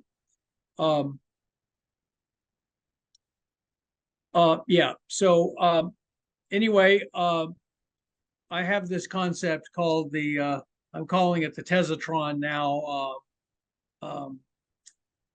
Just just as a handy name. It's called its basic name technically is the rifle toroidal pinch. Okay, first of all, I'll just discuss very briefly why I think controlled fusion now. And I realize I'm preaching to the choir. So next slide, please. Oh, well, anyway, and then I'll talk about controlled fusion research, maybe making a few sarcastic remarks about the ITER in their building in France. Then I'll talk about, I've been doing this stuff for about 50 years, since 1975. Then I'll talk about this new approach to fusion. And anyway, then I'll talk about a proof of principle experiment to test to see whether it can actually provide perhaps a fast, compact path to fusion. Okay, why we need fusion urgently, in my opinion. We must end fossil fuel use and deforestation to save the planetary biosphere. I think that's obvious. We have existing nuclear power, but every time I think that we're out of the woods on, I'm actually a fan of fission when it's done properly, but every time I start feeling good about fission again and everybody else does, then there's some terrible accidents like Fukushima or Chernobyl or something happens that is just a complete disaster because it's possible to have meltdowns, and it has long-lived nuclear waste, which means if there's a meltdown and spill, it hangs around for a long time. And also you can divert the products of fission to nuclear weapons programs. So the renewable energy sources, as we just saw off of Nantucket Island, they had a big windmill out there, and it came apart and is now washing up on all the beaches. And if as we used to say in Wisconsin in the middle of winter, if the wind don't blow and the sun don't show, what's going to keep the lights on? Well, it turns out they had several nuclear power plants doing that in Wisconsin, and they never had any trouble with them. They were well run, and so well-run nuclear power, I think, is very safe. But we need a better source of power. So next slide, please. Okay. I don't know how many of you are aware of this, but I published this first in 1999 in my book with Monica Ricks-Paxson called Dead Mars, Dying Earth. The oxygen supply in our atmosphere is actually declining because we're burning up oxygen faster than we can make it. This is a product of deforestation, but also fossil fuel use. we're down about 0.1% since 1980. Now, that's not a threat to health yet, but you can see the downward trend is accelerating. It's not just a linear downward trend, it's accelerating. And of course, CO2 is going up. So next slide, please. And, you know, I don't consider myself a global warming denier.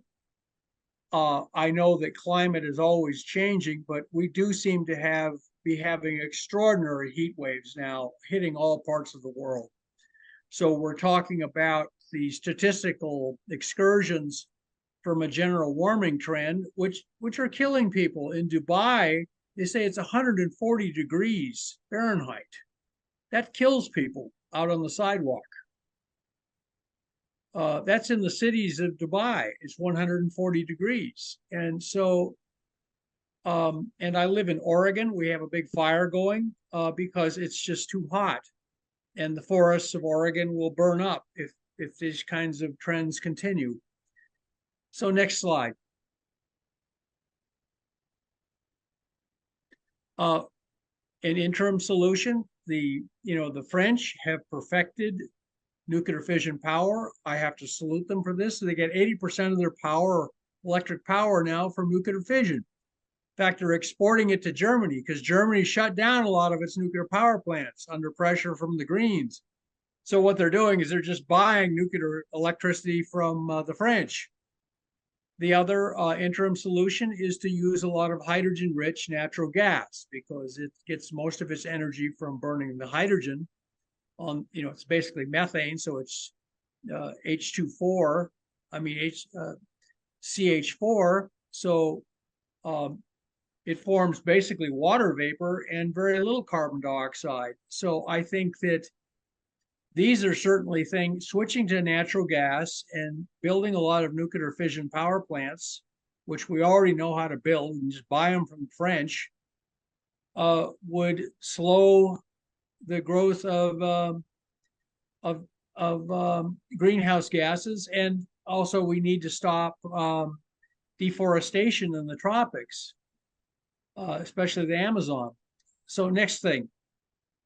So there is interim solutions we can do, but here is the ultimate solution. Next.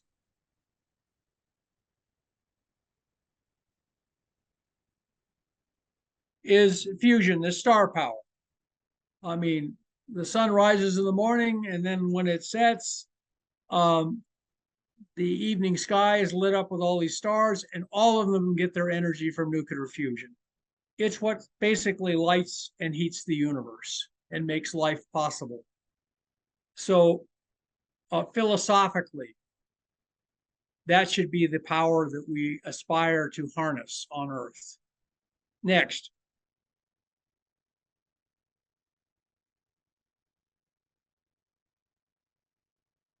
Okay, now they've already taken they've released fusion energy in a net way. I mean, in terms of laser energy in versus fusion energy out, the laser energy was very inefficient to generate. We all understand that.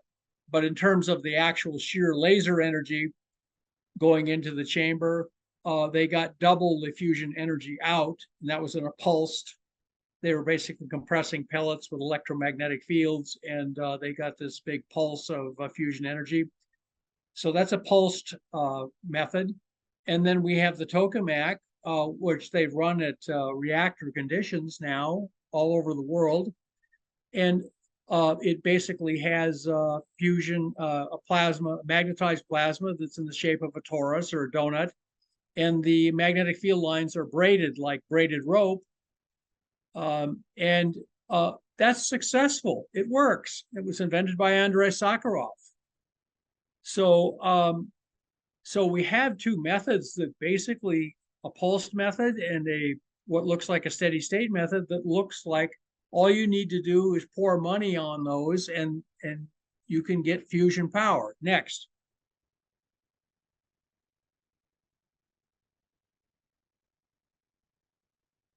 Okay, what do you need to basically prove that a fusion energy system is kind of possible, kind of a proof of principle.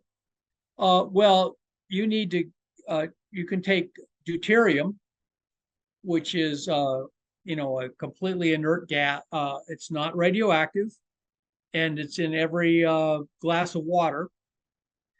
It's heavy hydrogen. It's a proton and a neutron. And if you can get that deuterium plasma up to about roughly 20 million degrees, or 2 kilovolts of energy per ion, then you can start to get very easily detectable fusion rates in a reasonably dense plasma. So you can pick those up with very cheap neutron detectors. So you can actually demonstrate fusion fairly cost effectively now, if you can just get a system that gets it up to a plasma up to about 2 kilovolts. And that's, you know, tokamaks have been doing that for decades. So in principle, we should be able to do a proof of principle experiment now for fairly low cost. Next.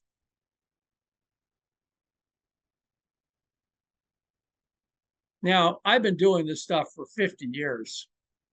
And gosh, I've watched, I remember explaining to my 2 youngest kids when they were in high school. I had to raise my 2 youngest kids by myself. I remember when they were in high school, sitting them both down in the living room on the couch as they were both my son and daughter were then, you know, freshman and sophomore in high school. And I said, okay, you guys are in high school. I want you to learn, look around and watch other students and learn from their mistakes. Don't make the mistakes themselves. In the 50 years I've been involved in fusion research, you know, and I also work on plasma propulsion for space and various other things. We made ball lightning for the Air Force. We weren't supposed to call it ball lightning. We named it PIA, persistent ionization air, after Pia Zadora, by the way. And we showed how to make that in microwave ovens. But I've learned from the mistakes of others. I've seen a lot of people try to do fusion with various exotic systems. And what we finally come down to is the smoke ring, the toroidal vortex, the donut, the toroidal plasma. That works. Nature seems to like that. You know, stars using gravity fields to confine the plasma, that's a sphere. Okay, the next step in geometry or topology is a torus. Okay, the toroidal magnetic fields do seem to be able to confine plasma stably. So, next. I've worked on probably, next please. Okay, I've worked on 10 different fusion projects. And like I said, I wasn't in charge of them. I was basically just a foot soldier in these things. And I've seen a lot of people make mistakes. And we understood finally why they didn't work, why they could get fusion energy, but they couldn't provide a path to real harnessing of nuclear power. Next.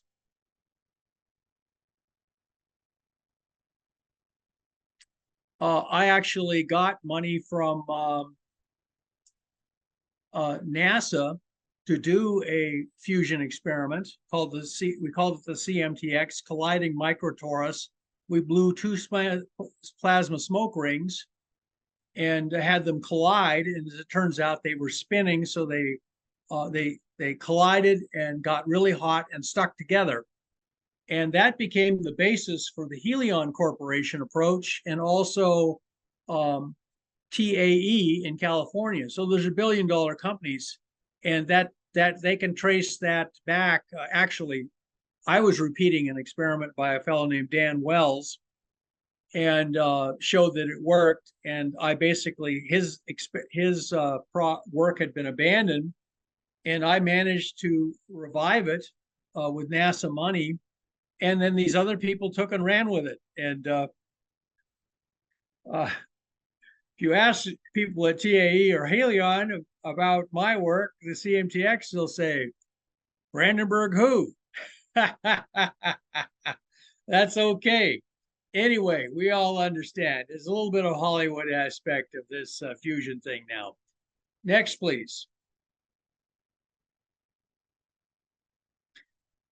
I also made we made ball lightning for the Air Force. One of the parts of the contract that stipulated we'd get the money is we couldn't call it ball lightning.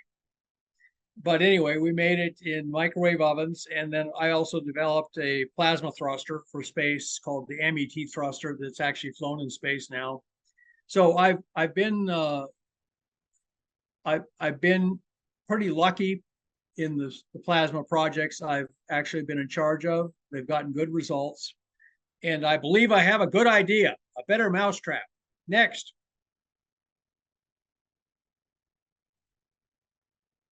There's a device called a torsatron, and it's a very interesting device. It's basically just makes a tokamak type plasma, and we just took a foam torus, wound some wire around it, and then dissolved the foam out of the torus with acetone, and then put it in a vacuum chamber and fired a pulse of electricity through it. And we got a beautiful ring plasma. We then did some more work down at Midland, Texas, where I worked at Kepler Aerospace, which is now defunct. And so we have a technique that is people have run they run them in steady state.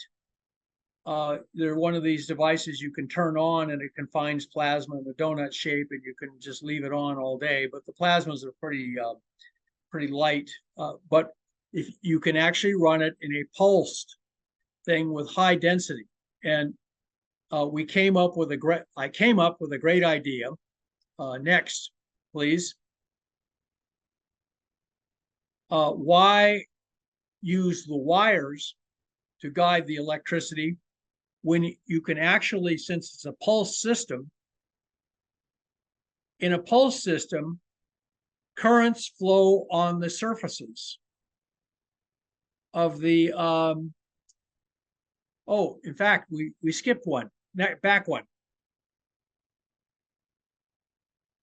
Yes, here is an airliner being hit by a bolt of lightning.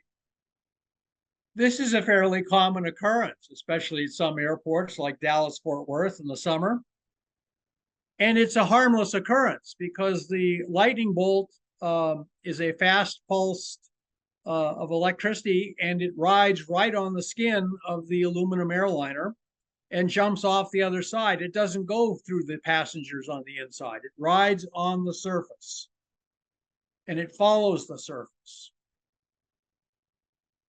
So by changing the surface, you can actually change how the current flows on it. Next step, please. Next one. Suppose instead of making big complicated coils for a tokamak or torsatron, you actually used a pulse system and carved the paths of the electricity and the magnetic lines of force into the aluminum, so that in a pulse system, all the magnetic field lines and the currents had to follow the surfaces. So they would automatically give you the twisted field lines, the helical rope type field lines for a stable donut of plasma because it's pulsed. So this thing creates this pulsed pattern of magnetic field lines, and that comes off the wall and it implodes and forms a dense plasma, and it preserves that helical twist on the field lines because it's kind of burned into the plasma from its origin. Next.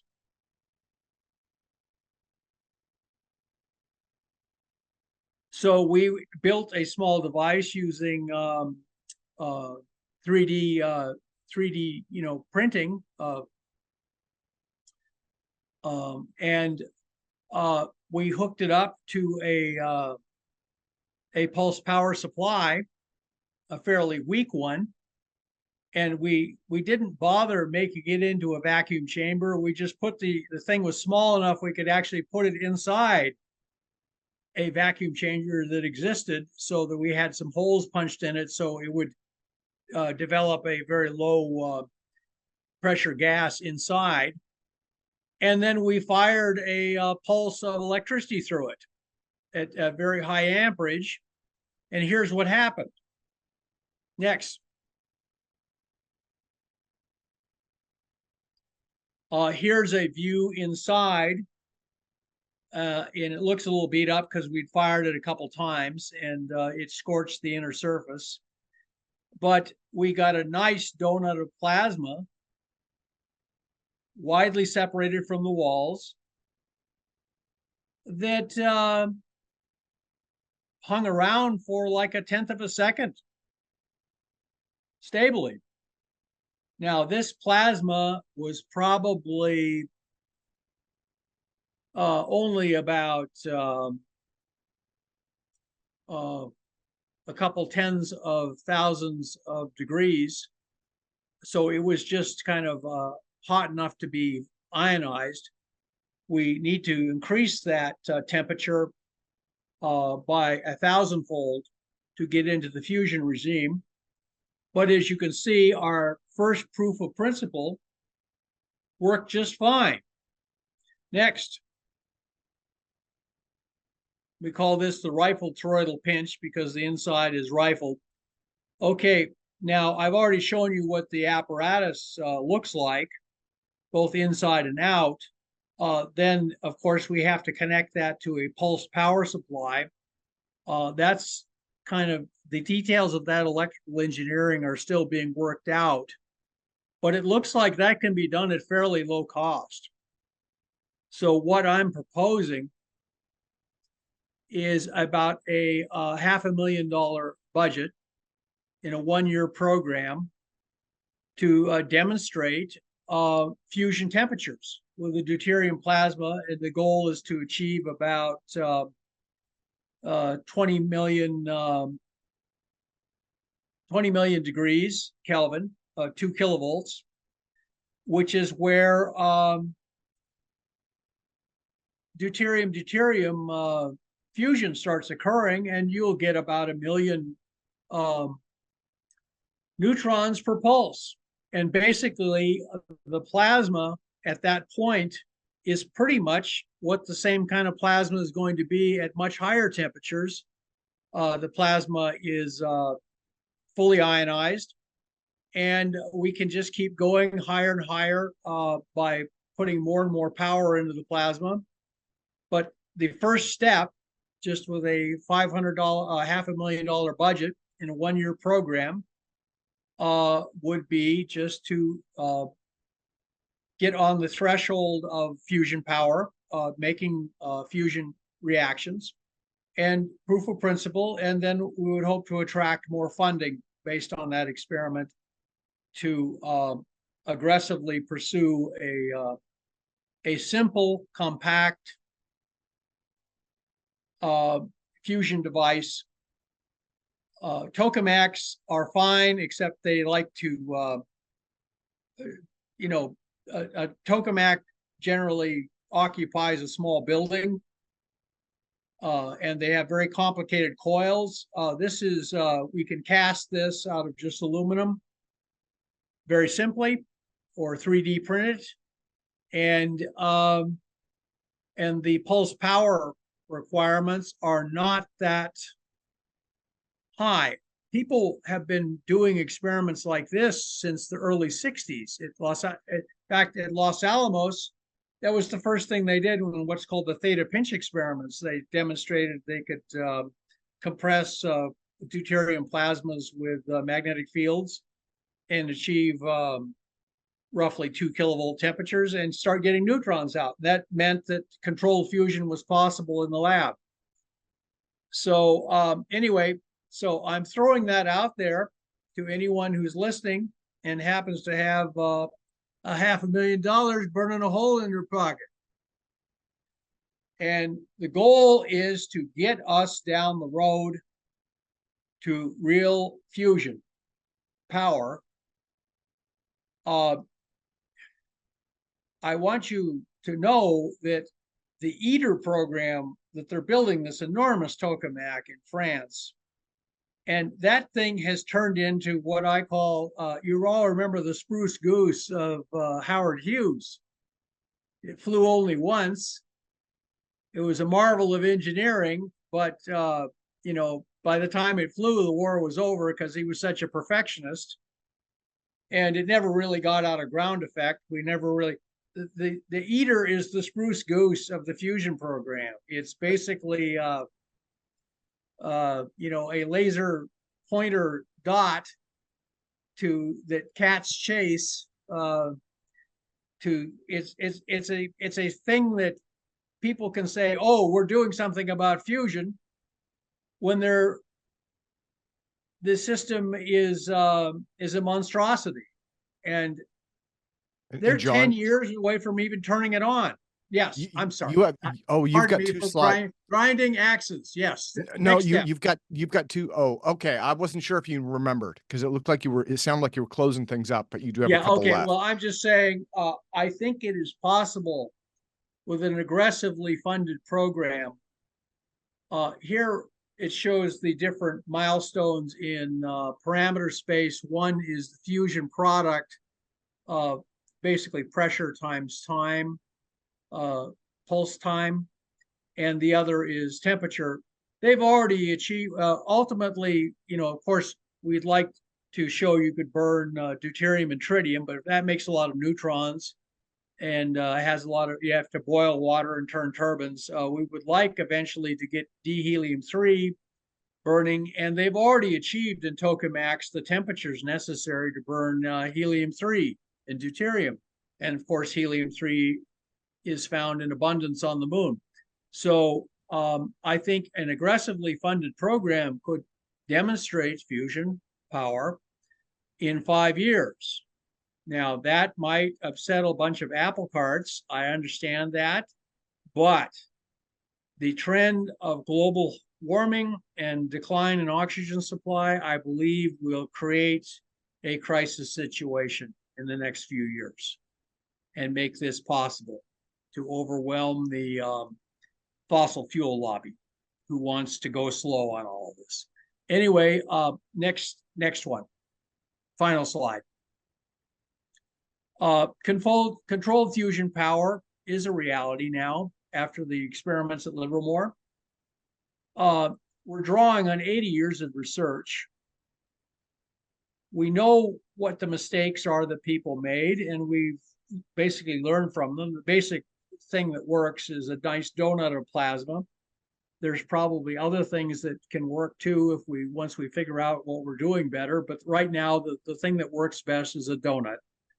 And the proof of principle fusion experiment can be done in 1 year for about 500K, I believe. The Teslatron can demonstrate fusion power in 5 years if funded aggressively.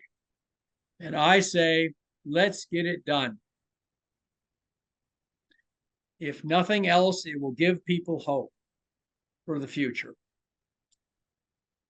Thank you very much. And yeah, that's all I have to say. John, thank you, sir. Thank you. And let me see. It looks like Richard has his hand up. Richard, go for it, sir. Yeah, Richard, you're muted.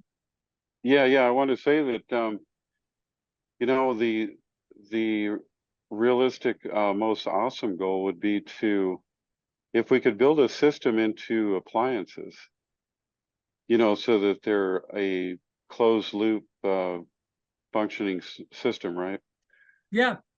Yeah, that would be, you know, I know that hydrogen and nuclear are, you know, classified because of their, you know, the danger of them and stuff like that. And, you know, would a fusion reactor work in a situation like that? That would be the ultimate thing, because then you're really talking energy independent. you know, if it'll last as long, if the appliance will last as long as it does using the current grid, then you just replace it. You know what I mean? Oh, well, see, I think if one moves aggressively, one could replace the cores on fission reactors with a fusion reactor. And a lot of fossil fuel power plants could simply be reactivated, but with a fusion core. And so we wouldn't really even need to rework the grid.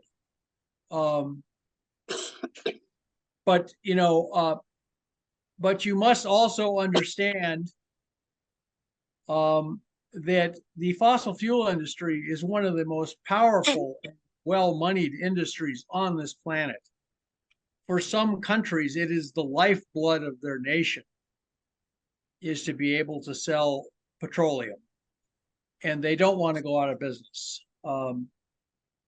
And they tend to resist, you know, that's why the ITER experiment is basically turning into a spruce goose, because that's the way they want it. But at the same time, we are nearing, I think, a climate crisis situation. And I believe there will be enough public pressure to even overwhelm the objections of the fossil fuel industry. Well, we'll in fact just say we have to switch to natural gas and fission in the interim to reduce emissions. And then we have a very fast program to harness fusion.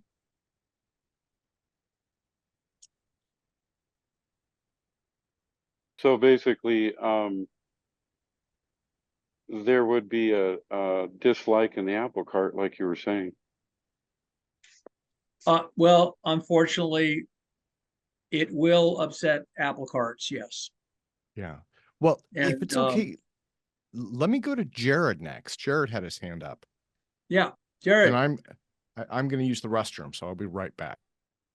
Very good. John, excellent presentation. Jared and I will still be talking. Yes. So there was a paper that the late, great Frederick Winterberg came out with in 2020. It's a really short one. I shared a link to it. But in there, he's talking about Lockheed's fusion reactor and says, Frederick Winterberg? I believe he has, yes. Oh, that's too bad. I knew him. I believe, yeah. Yes. A very, very, very smart guy. So he mentions a couple of things in this paper that I wanted to pick your brain on and see if these are things you've come across or that would be useful to implement in yours. So in one thing, he talks about you should use counter-rotating tori rather than just a single tori of plasma. You should use counter-rotation so that you can utilize the Coriolis effects from both of them to help self-confinement. And then the other thing is he talks about using the Nernst effect, where you get this current flow from a temperature gradient. And with the inertial confinement stuff, it's been so fast, the outside gets really hot and high pressured. So you get this current flow, which helps for self-confinement. Well, he was a brilliant fellow. And so I would certainly want to see what he worked. If you could just pass that on to Tim and Tim can pass it on to me, that would be nice, Jared. I'd like to read his, it was his final paper, I guess. It was one of his last ones because it was from 2020. Yeah.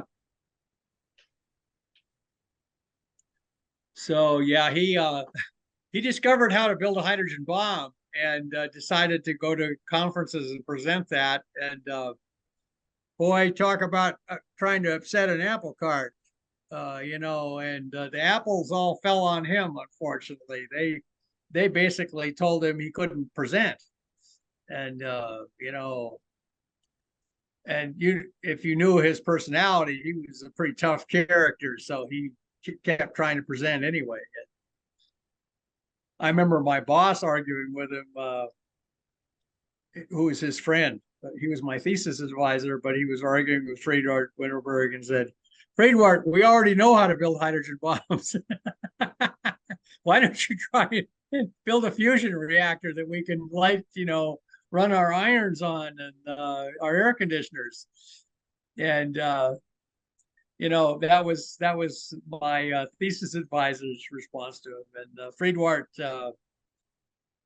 Friedwald was a man who knew what he believed and held to it firmly. We have to admire him for that. Okay. He was also a student of Heisenberg in Germany, I believe.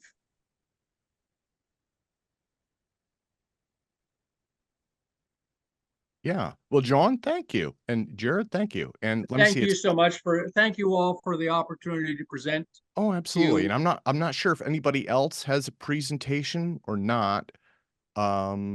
So I guess we can just go to open discussion. Do you want to do that? Just open discussion. Sure, that'd be fine by me. Okay. And again, let me ask everybody, please get those cameras going. We're one of the reasons is we are trying to avoid scammers and spammers and people Zoom crashing and things like that. The other reason is just to encourage participation and raise the quality of the conference. Why would anybody want to appear in this conference as a scammer or a spammer? I guess they have nothing better to do.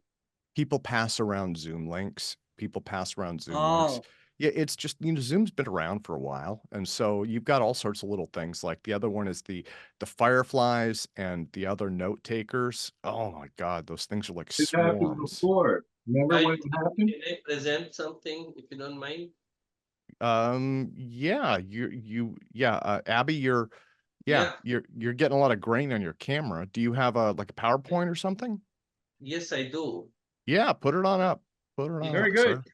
It's a small presentation, and it will sort of include something that John just said on sorry, my camera is kind of old, so that's why I have a lot of grain on it. But I'm sure if I present this thing, it will not have a grain on the presentation. Yeah, the screen share should be fine. Yeah. Yeah. So let me see if I can present do the presentation here. So tell me if you can see the presentation. So view slideshow. Okay, it says you've started screen sharing, and I think you have to finish selecting. It just looks black. I don't know why. Maybe it looks like it's trying to load something. Yeah, it looks like it's trying to load something. There we go. Maybe.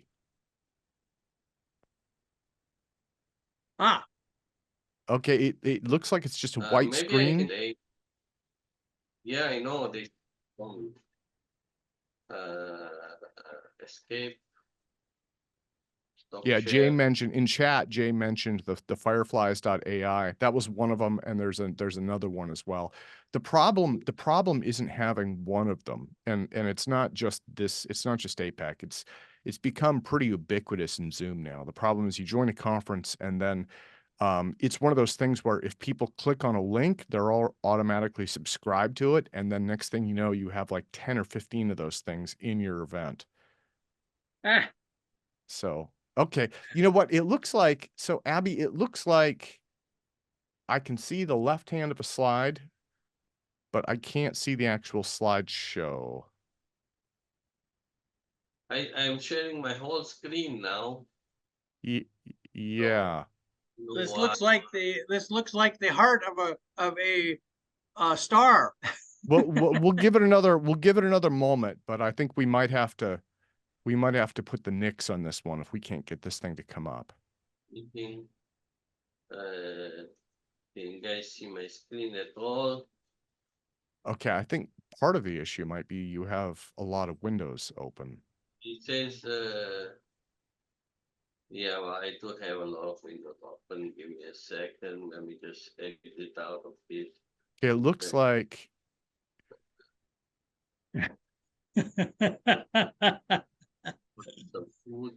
This looks like a rather complicated diagram.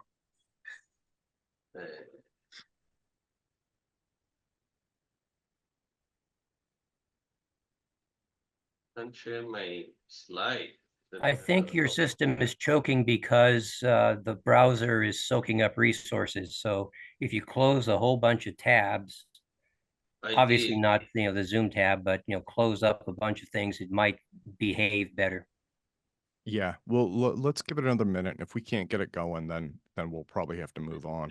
Send you the slides and then you can share them for me.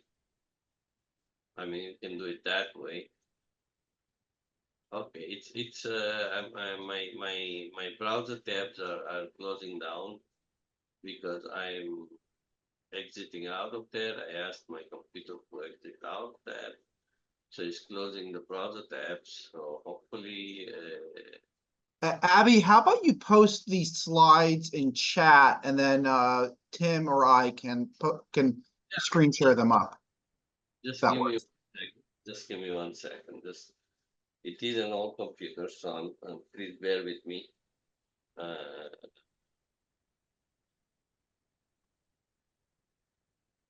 right.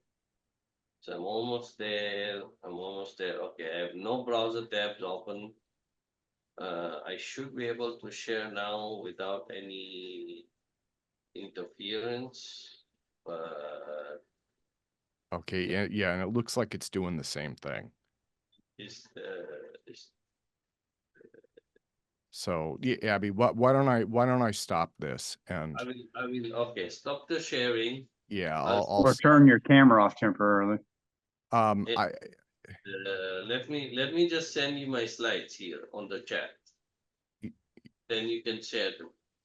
Okay. So let me just send my slides here. I have them up. They're in ODP format, which is like Open Office format, if you don't mind. I don't have open office. I think that we're going to have to move on. I'm sorry. Maybe, if you're able to test this, maybe come back next time and you can test it like that.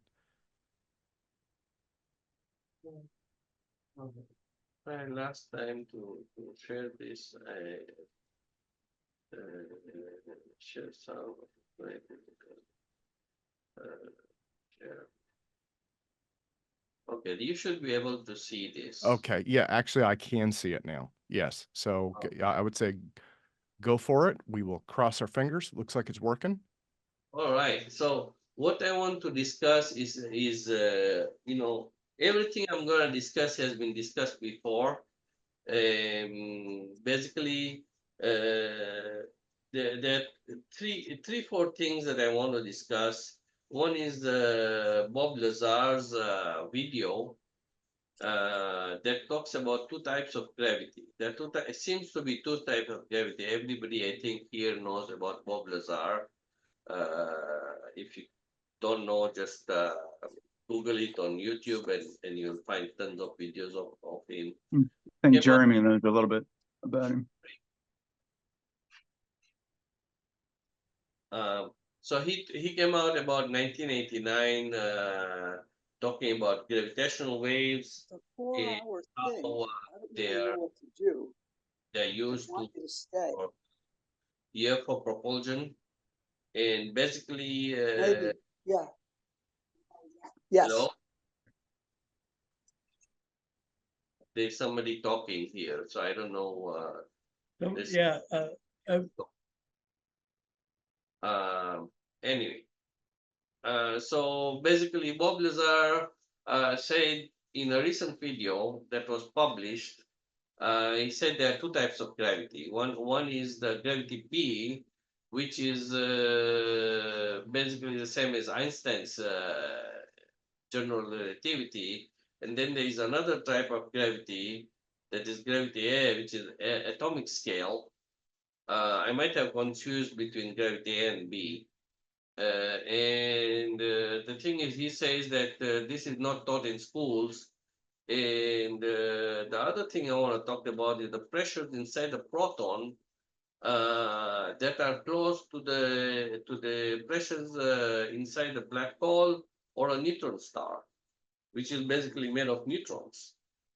And then there is another thing that I want to talk about is the vibration of the nucleus that will result in the disruption of space-time, is described in Salvatore Pais patent, which is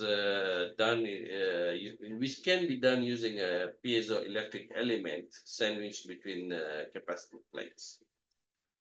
So my sources, here are all my sources. Basically, here's Bob Lazar's video. This is the original video that was on YouTube, but now it is being deleted by YouTube.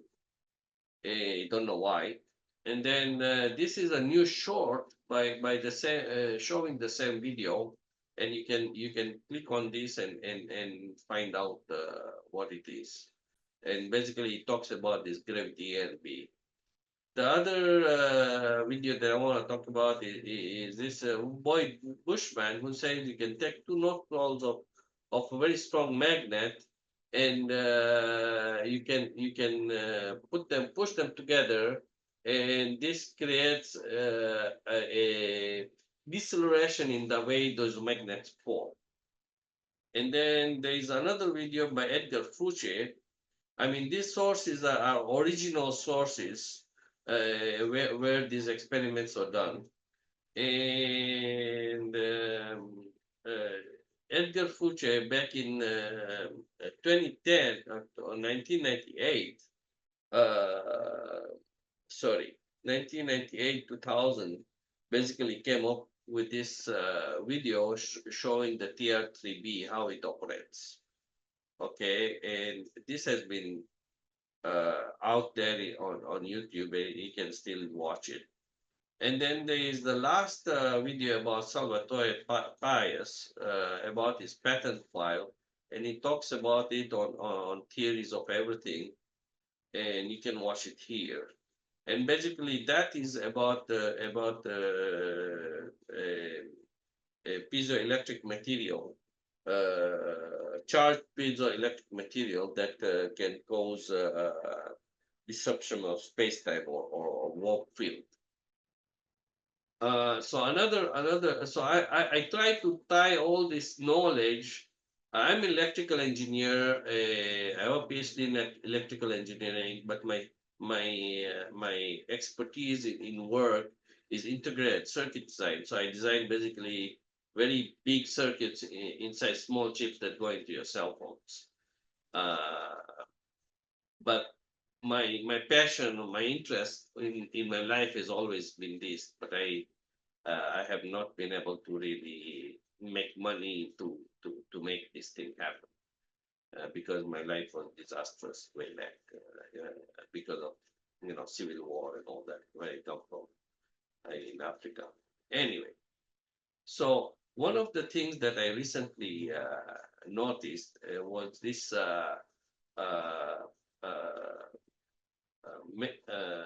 publication that shows the pressures inside of a proton, and they were able to measure it, and you can see what it says here is 10 to the power 35 pascals, and this kind of pressure would only occur in a neutron star, and this kind of pressure would necessarily change the gravitational field inside or very close to the proton, and this is very close to what Bob Lazar said, is that the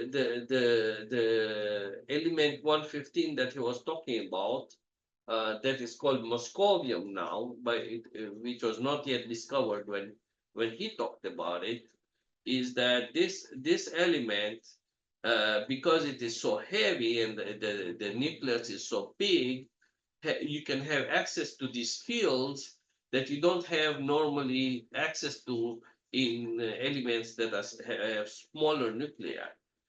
So this is a discovery about protons, a recent discovery that sort of ties into what he was saying. Another recent discovery is this collision in February of 2024, and again you can see it on this physics.org apps.org website. And basically they had two nuclei colliding and creating a magnetic field that is 10 to the 18 times stronger than Earth fields. That is similar to a neutron star. So again, I'm pointing to the same effects that Bob Lazar was talking about. And if you can create this inside the LSC or Large Hadron Collider in CERN, why cannot we create it in an engine? There's no reason why we cannot. Okay, so I mean this is not a fluke. It doesn't look like a fluke. It looks like a fluke. It's published like a fluke, but it's not a fluke. So then, we talk about another video that is out there by APEC. Now I don't know how APEC started in 2021, and this was done in 2022. And this was published in APEC. And you can go and watch this video. It's a long video, but it talks about the TR3B, how does it work, and basically it's a mercury plasma that's compressed at high pressures. I forget exactly how high the pressure was. And then it's cooled down to about 150 Kelvin. And then it's spun about 60,000 RPM, and it creates some kind of a logarithm that around that spinning mercury. So how does this all tie together? It does tie together, at least from my point of view. Maybe I'm wrong. I don't have any money or a lab to do any of these experiments, but I'm throwing it out there so that people who have time and money can do this from this conference. So why does this work, and why is this important? So high pressure and low temperature creates something called the Bose-Einstein state. This is well known in the scientific world.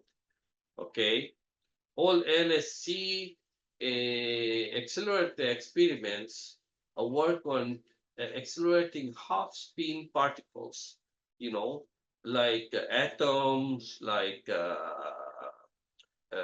electrons, and so on, which are charged particles. There's no experiment out there that accelerates any bosons. And all we know is atoms, because they're charged neutral, are bosons. They act like bosons. They have zero spin or integer spin. And vibrating these nuclei, okay, we also it is not possible to do that at home or in some lab that is not well funded by the government or something like that. Also, the BEC state, which is Bose-Einstein condensate state, can also enable fusion, because it causes the atoms to behave in phase with each other and makes them very close to each other. And it can also generate fusion, which would not necessarily create any kind of explosion, but it could create electricity if the high pressure and low temperature is maintained. Okay, so again, let me continue. The Bushman experiment magnetically forces nuclei together. So when you have two magnets with north poles, facing each other, and you bring them together, it creates something called the partial Bose-Einstein condensate state at normal temperatures.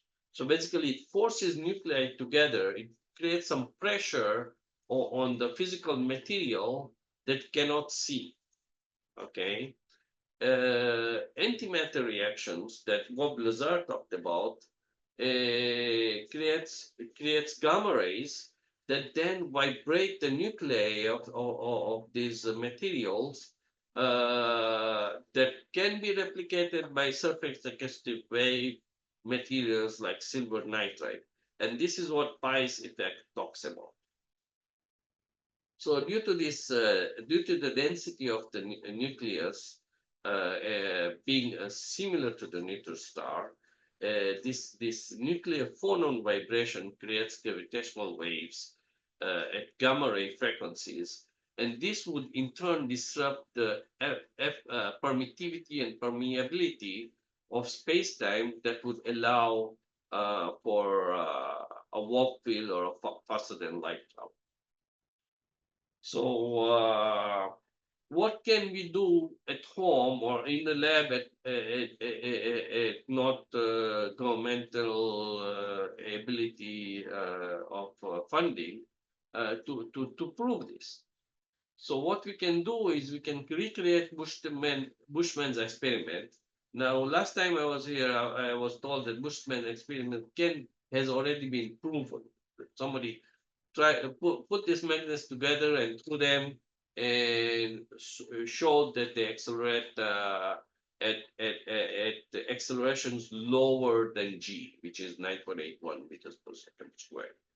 So how do we modify this? So one of the way we can modify this is we can spin these magnets in a horizontal plane and see, does this have any effect on the acceleration, how the wave falls? That's number one. Number two is, can we cool these magnets down to superconductive temperatures and then spin them again or let them fall and see if there's any difference in acceleration? Okay. And the last thing is, can we vibrate these magnets while they're falling to see if again there is any change in acceleration? So that's basically my what I have on my plate. The last two slides are just sort of getting to what John Brandenburg was saying just a few more in his presentation, and it is about something called HB11 energy. Okay, these guys do not use toroidal energy. You can Google them or find out. But basically, what they do is they accelerate the hydrogen protons. They accelerate protons with attosecond lasers. So attosecond lasers are possible when you basically reduce the wavelength of the laser pulse down to attoseconds, so that this hydrogen nuclei, the hydrogen proton is accelerated at such a high speed that then it goes into this boron tube and then hits the boron. And in this case, what happens is that energy is then captured by a plate, a capacitive plate. And this is something that is being worked on in Australia, and they have got a lot of funding for it. And you can Google Professor Heinrich Horak. And if I had money, I would. If I had a lot of money, I would invest in this company, because I think this is the most safest non-thermal fusion process that's possible. Okay, I'm all done. Thank you so much for listening to me. Thank you, Tim. Any questions, please ask. Awesome. Well, Abby, thank you. Thank you. And I'm glad that we were able to get that slideshow working. Thank you. Yeah. Okay. And let me see, I'll do the stop sharing there. Okay. Yeah. And so anybody, if you have questions, it's Alt-Y on Windows or Option-Y on Mac. And also there's a reaction buttons down at the Zoom screen. So we have a lot of stuff going on with Fusion today. Mr. Brandenburg, go for it, sir.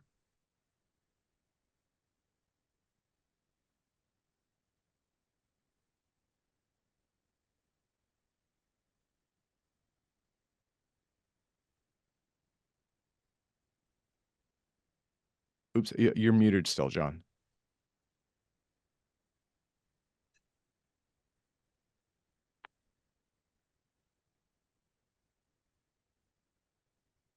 Okay, and I can't see.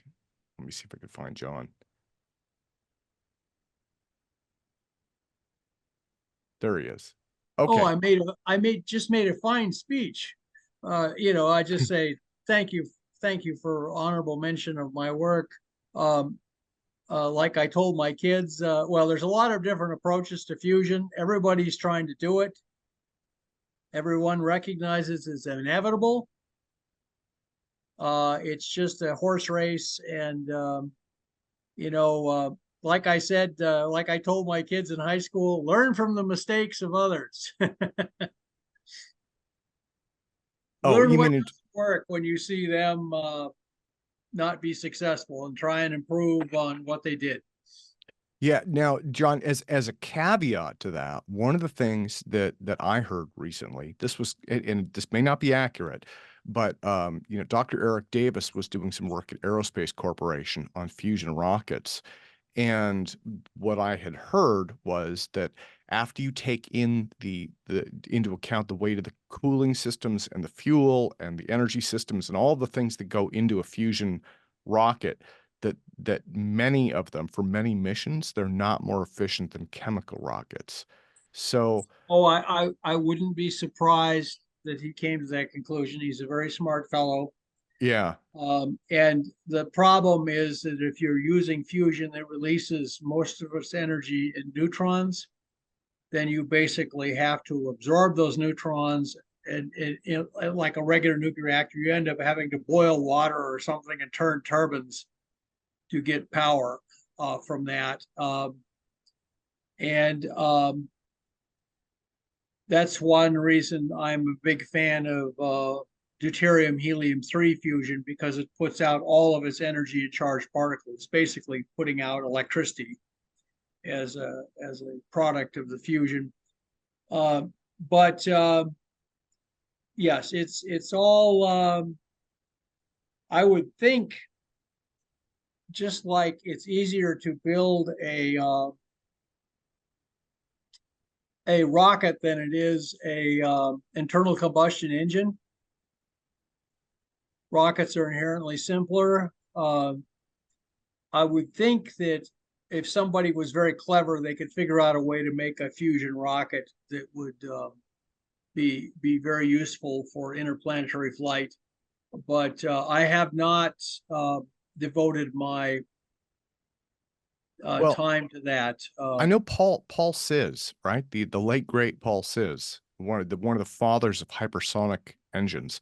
I did an interview with him, and he was very much into that area, aneutronic fusion rockets. Yes. And then Dr. Robert Bussard was also very much Bussard. into it. I met Bussard several times. I worked on one of his projects, the Polywell program. Yeah. And that certainly had a lot of merits to it. But unfortunately, then he passed away, and the project kind of died with him because he was the driving force behind it. Yeah, and so one of the things that interested me, and I'm going off, well, I guess we're kind of an open discussion, but so your standard, your standard tokamak has all sorts of issues, and the alternative to that, it's big and complicated. I tell people it is the dream of all big project administrators who want a big project, because a tokamak is automatically going to be big and complicated, have a big staff, and large parking lots, large new buildings. Well, so what Bussard had said, and to take this kind of one step further, I guess, even beyond him, I think. So after that, there was IEC, right, which everybody knows, Philo Farnsworth, the guy who invented the TV. He was really the father of IEC fusion. The electrostatic, yes, Yeah. and that's that gosh, you can make fusion in your garage. In fact, some people have done it. Some people have, and what I And heard was I myself have run. so what he had said was Farnsworth, if I remember right, I think this was Philo Farnsworth. He was playing with those. He generated enough fusion that actually when he passed away and they investigated his lab, supposedly, I think this was in Chicago, they ended up pouring like 10 tons of concrete into it to seal it up. So that's IEC. Now there's Then, success. well, hold on. So then after IEC, then you've got Polywell. Now Polywell is magnetic confinement fusion. Well, it's a and combination of magnetic and electrostatic. And yeah. if there's anything I've seen in the business of 50 Okay, years, so then it's after when you combine electrostatic and magnetic, usually something will go wrong because the two force fields are so different. One Okay. is kind of, yeah. So then after that, there was another one that Michael McDonough had been working on, and it was called the plasma volt. And what interested me about that was instead of trying to force together these particles, right, that don't want to go together, instead of trying to use Right. magnetic or electric fields to force them together, what they used was an electrical vortex.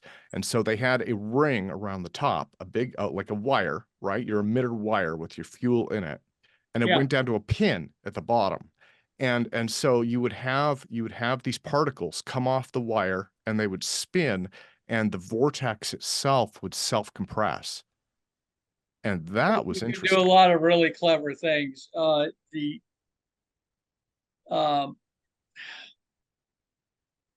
the problem is unless you can get a plasma that's compressed from all directions simultaneously, you can't, a star, here's, we have the sun and we can look at it close range. It's, it's really round, and that means the core is, really hot and dense. And, but it's a three-dimension, basically just a spherical geometry. Then you can see it's all this turbulence around the edges, prominences and stuff, a lot of thrashing around on the surface, but it's basically just a big sphere. And so that we know that works. Yeah. And then we know also that, and that's the same principle as the laser fusion. They basically compressed a spherical. Yeah. Yeah. Laser pellet. Yeah. So they use spherical symmetry. And then we know that you can, if you go up the next genus in topology, it's a torus. And we know that works passably well in a tokamak. The problem is every time I've seen them try to get away from those basic shapes, trouble starts. And I will just say, I think there was a question on Helion. Yeah, Brandon was asking about Helion. Yeah, and Helion is a very clever idea. It was basically, they never gave me credit, but it was basically an outgrowth of my CMTX experiment. Yeah, it's just like Hollywood. Brandenburg who? Never heard of him. But of course, it wasn't my idea. It was Dan Wells' idea. Dan Wells, just to show you the politics of this, was very successful working for the Air Force. Fired these smoke rings together and they stuck together and got fusion temperatures, and he started getting a lot of good results. Princeton, and he was working for the Air Force, and Princeton and the other states where they had a lot of fusion universities got together and passed a law saying the Air Force could no longer fund fusion experiments. So they put him out of business. They actually passed a law to put him out of business because his device fit on a tabletop, and instead of a tokamak fitting inside a building. And so it was very threatening to the powers that be, and it was upsetting an apple cart.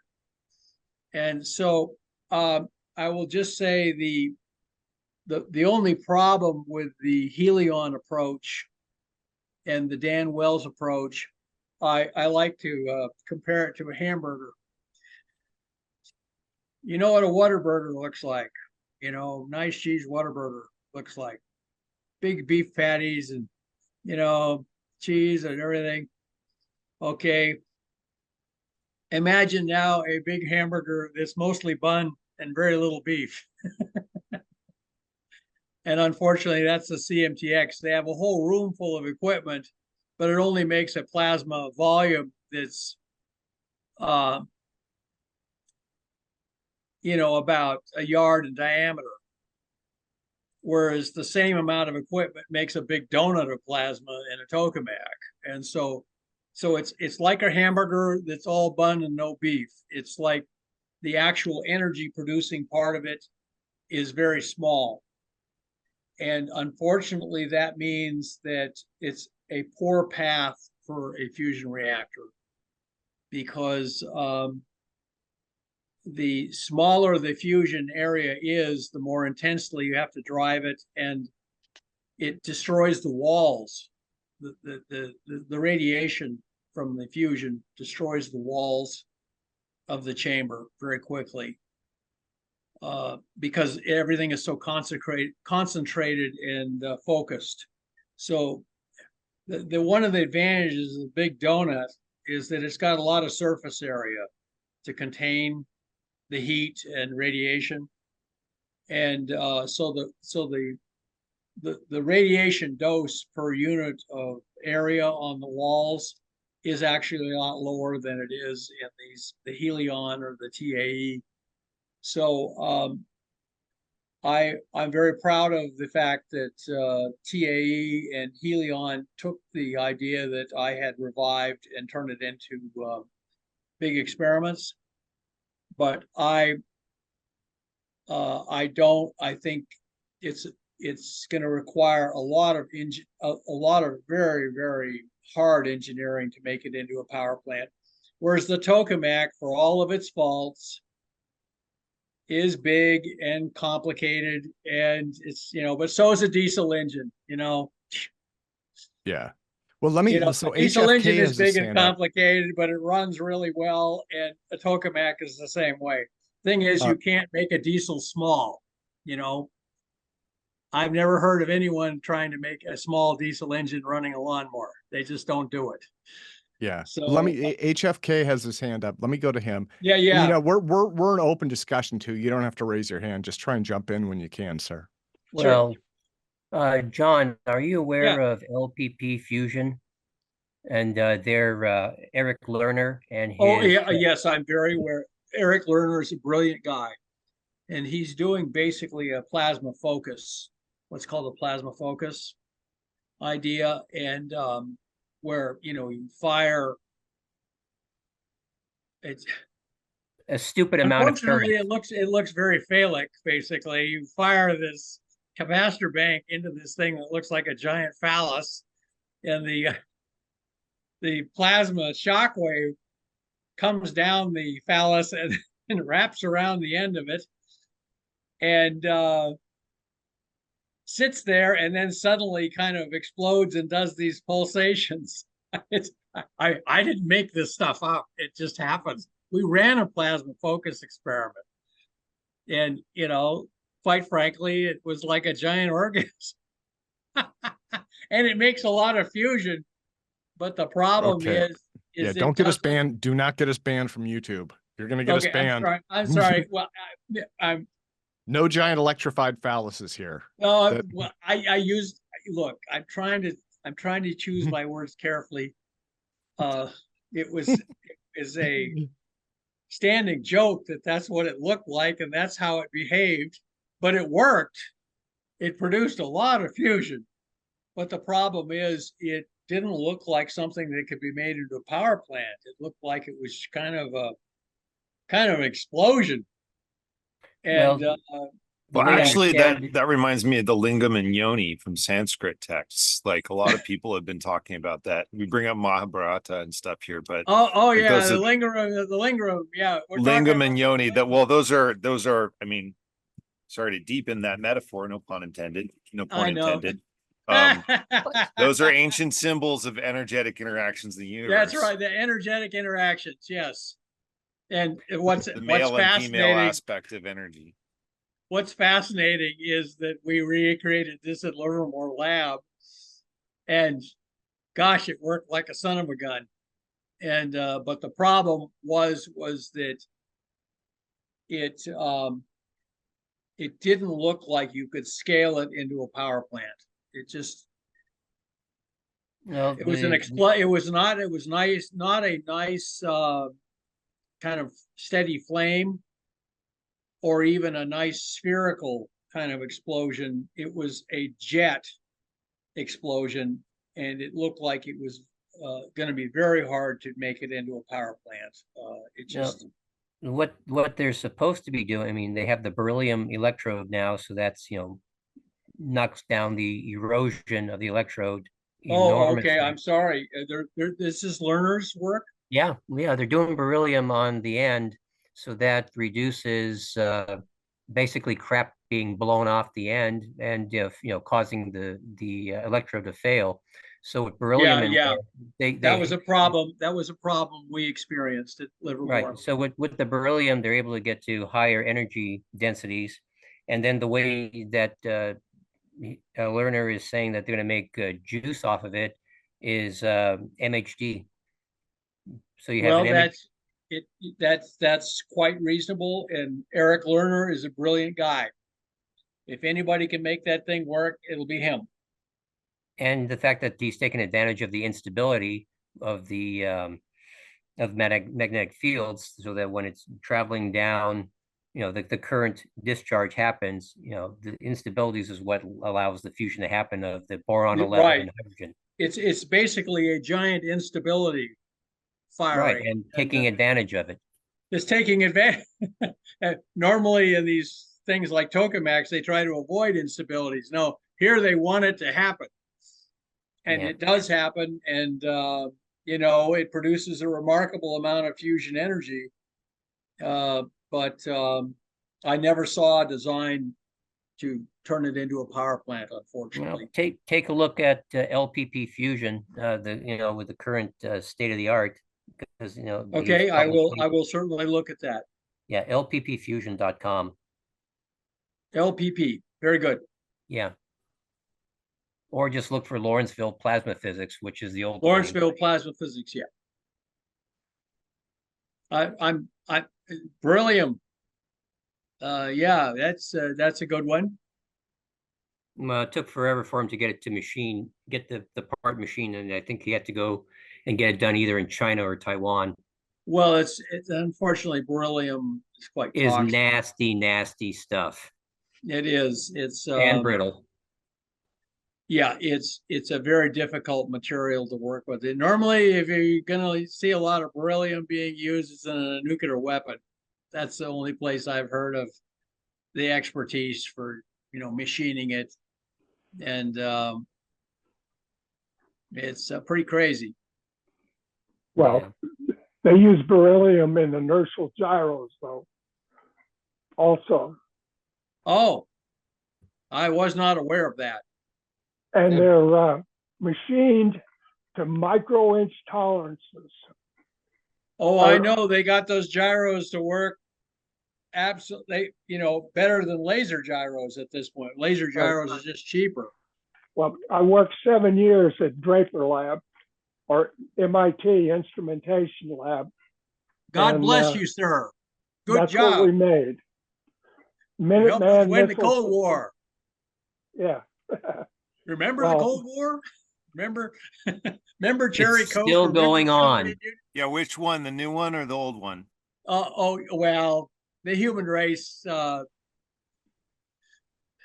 its middle name is conflict. I'm sorry. Beryllium's nasty stuff to work with. Also, beryllium dust causes cancer quicker Oh, than it does. It Right. does. Well, we had a asbestos. At machine. least takes 20 years. We had a machine shop that machined beryllium. You have big vacuum tubes all over the place, and direct them right at your whatever you're turning, or Yeah. or grinding, and guys did that every day. Made tons of parts out of beryllium at Draper Lab. I don't know if they still do it, but Well, yeah. What happened to these guys who did that? no, I was in charge of the machine shop, and none of the guys got sick. They Oh, were very good, good. careful, very careful. That's good. I'm glad to hear. As long as you're careful, you don't have to worry. As long you got to be just really careful. Yeah. You don't want to turn this work over to amateurs. Well, we had some pretty PPE good ones.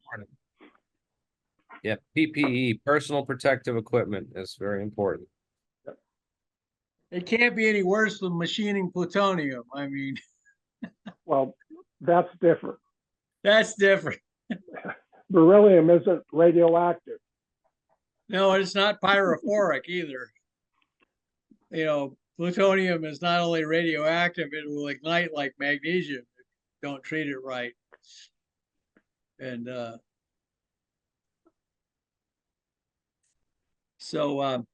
well, very good, gentlemen. We seem to have all come to a consensus that this stuff is complicated and we ought to keep trying to do it. Yes. Well, fusion The sun rises in the morning and the stars come out at night. So there, we know it can be done. But John, if you stop and think about it for a second, when you look at what this community is accomplishing already, right? Mm-hmm. I mean, it is amazing. You know, I It mean, is. Drew's organization just made headlines again. You know, I mean, Mark is analyzing. I don't know if you heard. Mark is analyzing Art's parts. He's actually looking for microscopes as we speak. So, Uh-huh. you know, so we've got the whole thing. It's all moving forward, and that's It is really moving exciting. forward, Tim, and we have you to thank for creating Oh, this I forum. all I'm doing is no, moderating. you've given us a big poker table to come and sit in on. Well, what I am trying to do is keep things optimistic and positive and professional, right? And Yes. And you're doing a good job. It's been, yeah, I mean, it's always a challenge, right? The balance is a challenge, but you know, that's something that we're trying to do. Well, keep up the good work, Tim. Well, thank you, sir. I unfortunately, it's turning into the witching hour for me. I'm going to be on another talk show tonight. So, so anyway, talk about fusion. Okay. Not confusion, fusion. Fusion. Okay. Well, John, thank you, sir. And Thank you so much for having me, allowing me to be part of this forum, and more power to you all. More power to you. Great having you here, John. This is awesome. Yes, I'm sorry I've been a little bit scarce lately. I moved from Texas to Oregon, where I grew up, and already I'm getting restless because it's too beautiful and too quiet here in Oregon. Yeah. Well, let me ask if other folks have stuff then, because again, we're kind of an open discussion. So, and we've got, I mean, just about another hour before I have to go. I had something Yeah, I wanted to share I real quick. unfortunately have to go because I have to get ready for this next thing. So, Well, John, thank you. Thank you again. thank sir. you so much, Tim, and thank you all for. Yeah, Tim, I got a quick one. Okay. So there was Drew, and then who was Brendan? Did you say you had? Oh, yeah, just a really quick. It's not like super technical. It's something that I wanted to throw out there to make y'all think. I think it pertains to a bunch of different people's projects. It actually has to do with birds. So if that's way too bio, then I'll avoid it. But it actually has to do with bird flight and the evolution of bird yeah, flight. I would say go for it, and then we'll go to Drew after that, and I'm gonna run and use the restroom again real quick. Okay, well, I'm gonna share screen then. So, as we've been having our discussions for the last few months, a few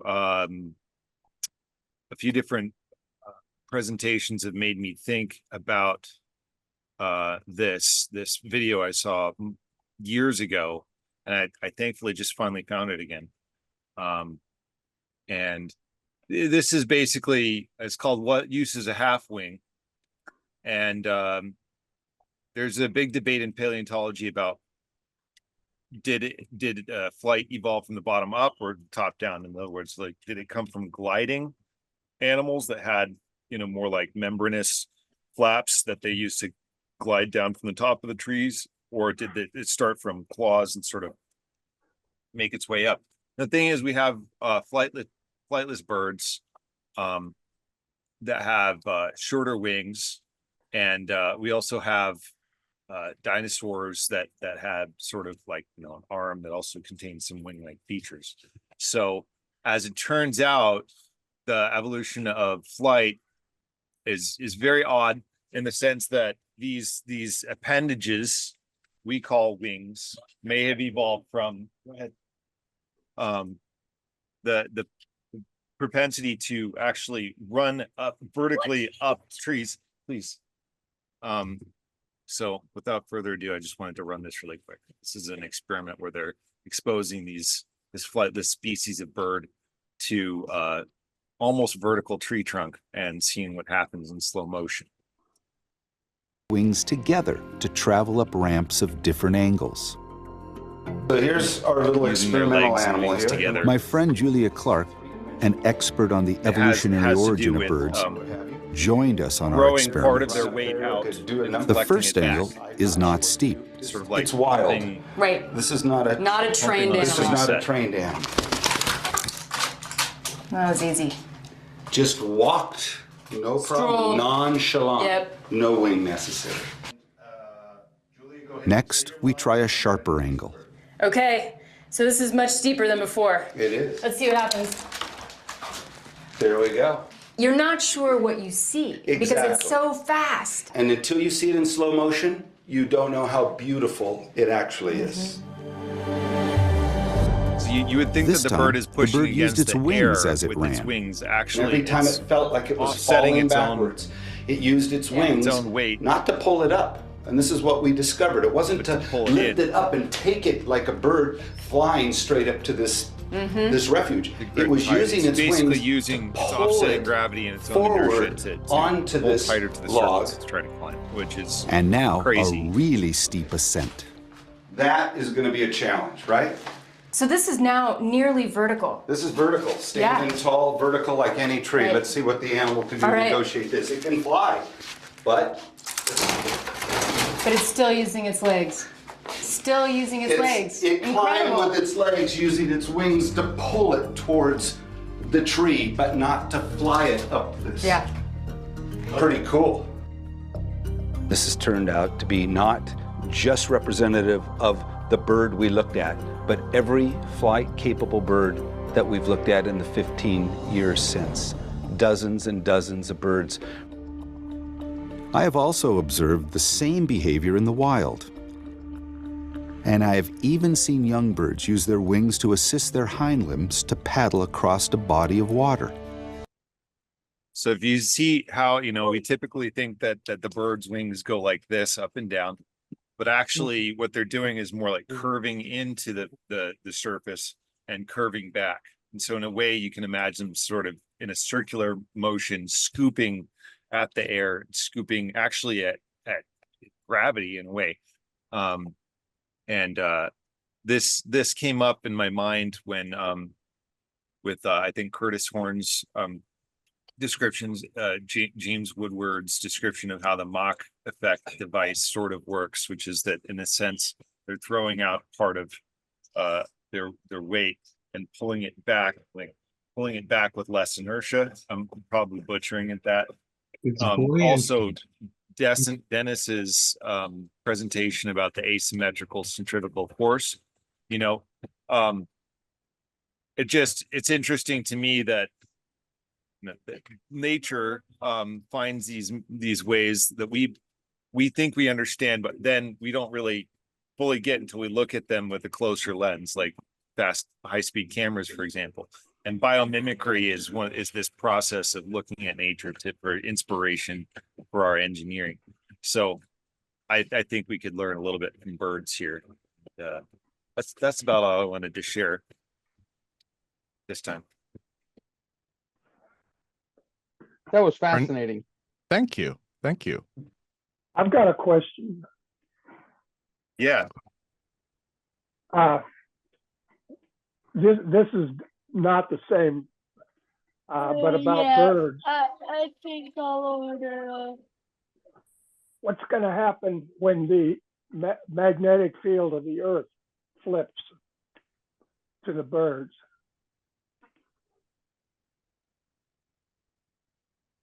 Well, wow, I don't.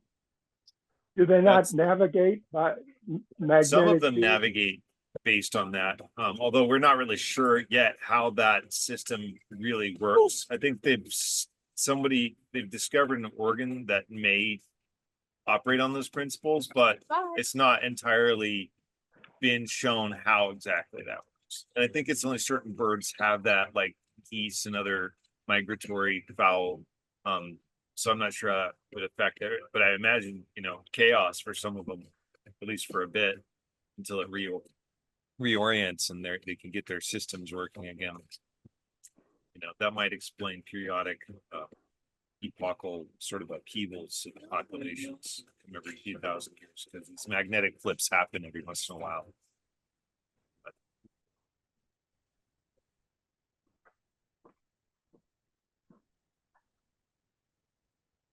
So throwing it in there, I threw a link to how microtubules were inspired by structures in nature, right? And then even the down to the Fibonacci effect, where the Fibonacci sequence, where you see that ratio in nature. It's pretty cool. Right. Yeah. I mean, biomimicry is friggin' fascinating as an art form, almost. I wouldn't call it a science, but it's definitely an avenue of engineering. And the more we learn from nature, the better our stuff gets. I just thought, how many times I've heard of this sort of oscillation of forces back and forth, or energies back and forth, required in some of these asymmetric capacitors and so forth, and just Drew's device. In a way, like, it seems like you can't just doing the asymmetrical capacitance by itself doesn't really do the trick. You have to have a back and forth there.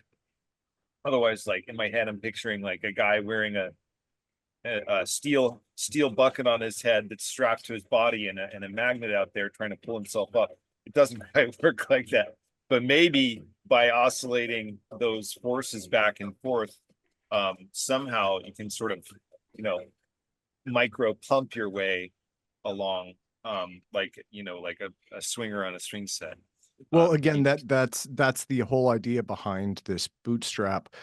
What I call it, I call it inertial propulsion, right? But I mean, there are like 100 different versions of it, and the first person I know of, and he wasn't the first person to do it, but the first person who really achieved fame was, I think it was John or Jim Bootstrap Cox. I don't think he's with us any longer, but I mean, the whole idea, like, he had a lawnmower engine with something kind of similar to what Brian St. Clair has worked with, right? A little bit more primitive build, but and he had a lawnmower engine with it, and he was doing stuff. And then you go back to the 1970s, and Ray Thornton had a canoe, and the reason he used the canoe was people were complaining about stiction back then. They said, well, the idea was, right, that it wiggles back and forth, and if you have a little bit of friction, then it wiggles more one direction than the other. And so Thornton said, that's not what my device does. He put it in a canoe where it was completely equal on both ends, and he put it in a swimming pool,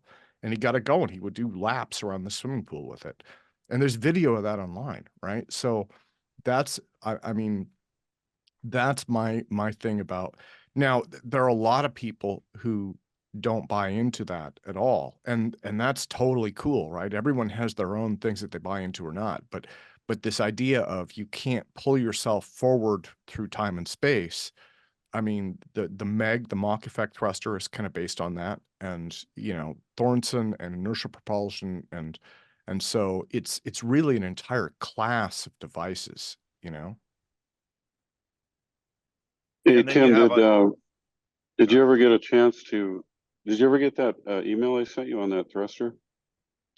I may have. Is that something, do you want to drop a link into chat for that, or? I can see if I can drop it in there. Let me see.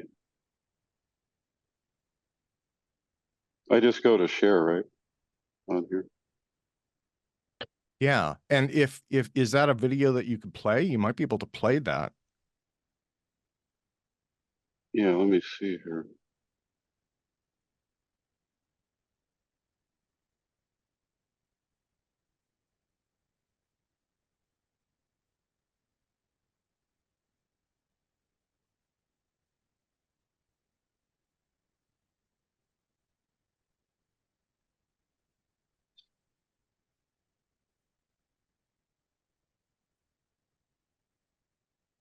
Tim, I'd like to go on record saying that we do not pull ourselves up by our bootstraps with our concept. We steal ladders from subspace and we climb up the little subspace ladders. Well, I think the challenge becomes the way that it's expressed is different, right? But like the Mach effect thruster is a good example. So they were saying that they're pulling against distant stars, I think. I'm not verbalizing that correctly, but I think that's the general idea, is that, you know, and then the issue when you get into that, and I think this may affect a lot of these devices, is inertia has limits to the speed of light, which I think goes to, because when they did the story about yours, right? In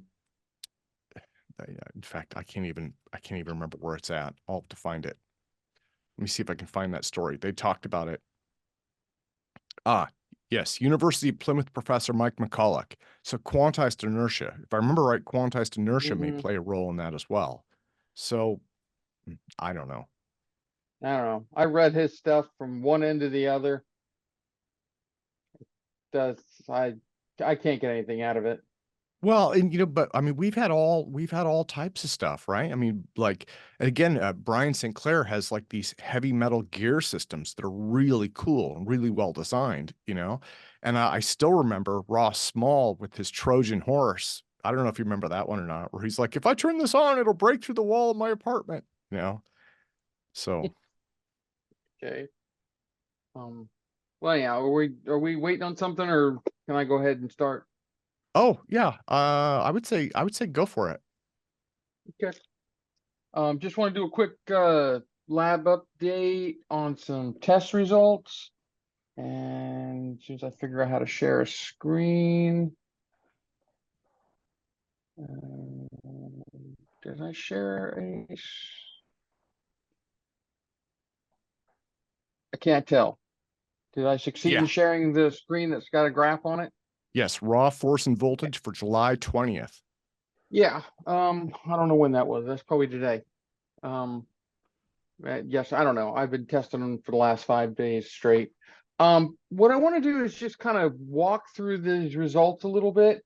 And I've gotten a lot of we'll just be polite and call it fan mail, with people's very strong opinions on that fact that it's not possible to generate thrust with a system that's turned off.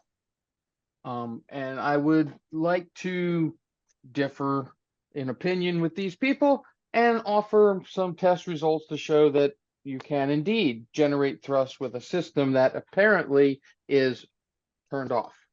Because these systems have a bad habit of charging up, so they're never really turned off. Okay, so this is just a real quick test, and we'll just cover the basics.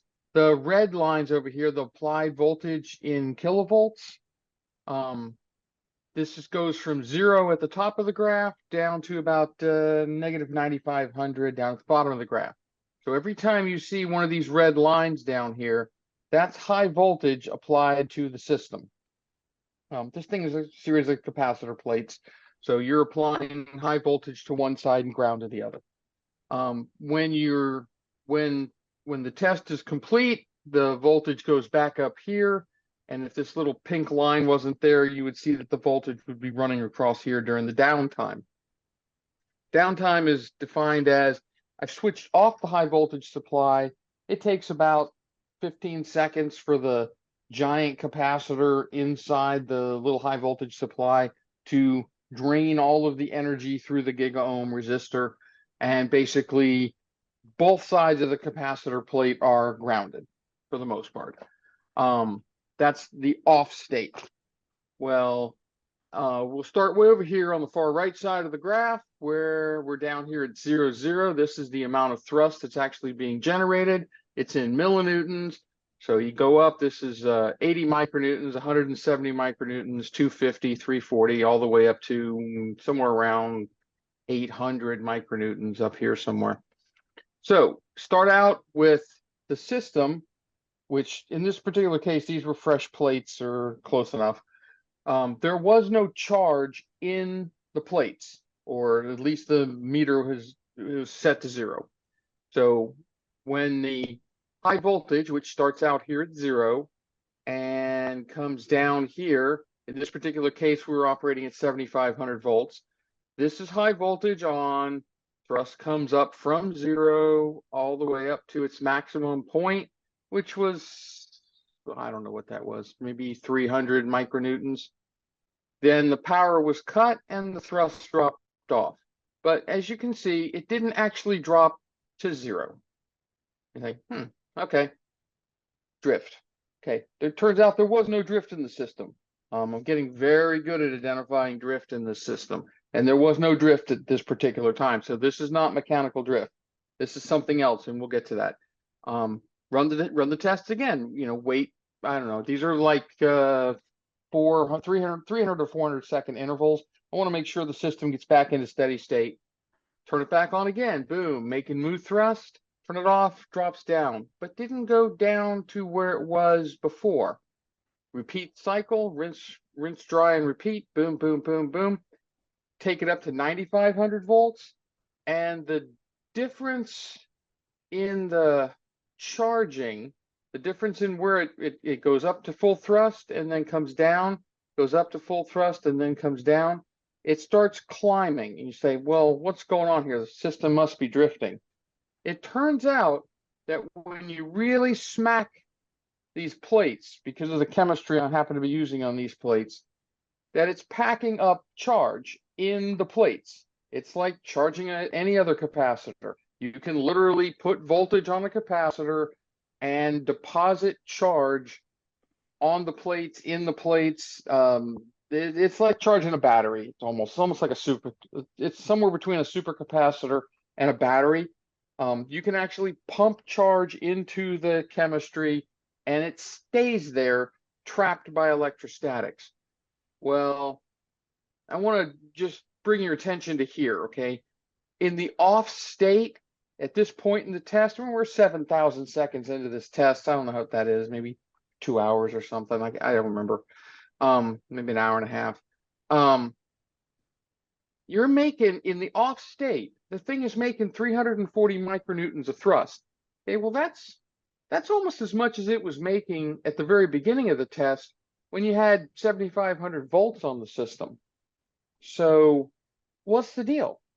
The deal, as far as I can figure out, is that we've driven charge into the system.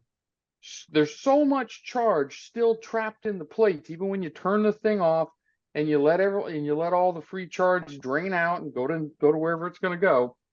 There's still electrons trapped in the physical structure of the material, and they're in there, and they're in a position which just so happens so that it actually is generating a fair amount of thrust. I mean, this thing is still making, roughly 340 micronewtons of thrust continuously, and it will do that forever until these electrons worm their way out of that material and go out onto the rear plate or the front plate, wherever they're trapped at, I don't know, and they whoop, right down to the ground, they will continue to do the magic as if the high voltage was turned on and all the everything was extra strong and there was lots of field. I mean, this is, we're generating something on the order of 10 to the 7th, 10 to the 8th volts per meter field, but it's real localized.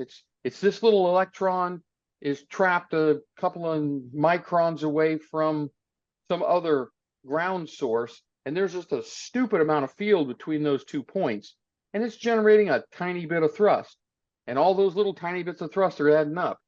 So I just wanted to point out that this is clinical evidence. This is actual proof that when you turn off a charged thruster, it still has charge trapped inside the thing. It's still making thrust, and it will continue to do so. I've disconnected these things and let them sit for days, a week on, at least a week, and turn them back on, and they're still making the exact same amount of thrust. I've got contiguous records for a week long. So now, do they make the same amount of thrust as when you switch on the high voltage? The answer is almost always no, because this is trap charge, and this is what we call free charge. This is when the plates themselves have voltage on them, so that there's extra field from the high voltage supply. So while the voltage is on, which is down here, this whole little region right here, the thrust is very high. I mean, it's up here around 800, 820 probably. But when you cut the high voltage, all that field goes away from the high voltage, and the thrust drops back down here to some stationary level. Now, this particular set of plates pretty much topped out at 340, 350. And if I had run this test 20 more times, this wouldn't have continued to climb for reasons I'm not going to get into. But the fact that it went from 0 to 350 is just evidence that for any given voltage, you can actually drive charge into a dielectric. The higher the voltage, the more charge you can drive in. You're actually driving it in deeper. So I just wanted to show that, and answer back to the people who send fan mail, which I wish didn't happen, but it's almost always negative. It's everybody already decides that you don't know what you're talking about. It's always very negative. Anyhow, any questions on the basics of trapped charge testing? Yeah, Drew, have you taken a sound frequency of that? No, it's in a vacuum. They have like an app you could download on your phone, and you could see what the actual frequency is, because you might be developing a harmonic in there. And one side or the other. About? Frequency of what? Sound frequency. It's in a vacuum. Yeah, but it should transmit some kind of. It's 3 times 10 to the minus 6. There's no sound in there. Well, there should be a vibration, right? Maybe, but this is an electrostatic process. That's electrostatic. That's yeah, DC. But in harmonics, it's sort of like a metamaterial thing, right? There is a harmonic between parts. Okay, if you could explain to me what it is I would be looking at, I would think about measuring I think what yeah, because if it's yeah, go ahead. I think what he's trying to say is there vibration on the individual plates, and might that vibration interaction be doing some extra hocus pocus on the system? I'm sure it could be, but where would the vibration be coming from? This is vapor deposited Turbo. metal, a polymer, vapor deposited metal. Drew, what about your When- turbo? Is your turbo left on during these runs? Oh yeah. Oh, you have to. You gotta keep the vacuum level up. Yeah, so wouldn't there be some sort of vibration that would make it? I'm not saying yeah. that's what it is. It's probably I'm sure there's vibration in the system, but I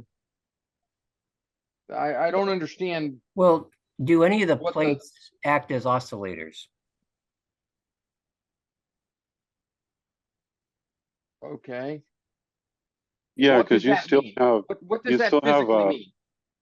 well, you still have some kind of a particle reaction after, when it's draining. So it's still, there's movement.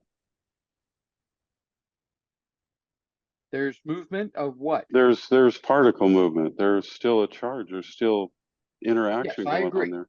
At some point, we'll just say they're all electrons because keep everything simple. At some point, electrons are worming their way out of the I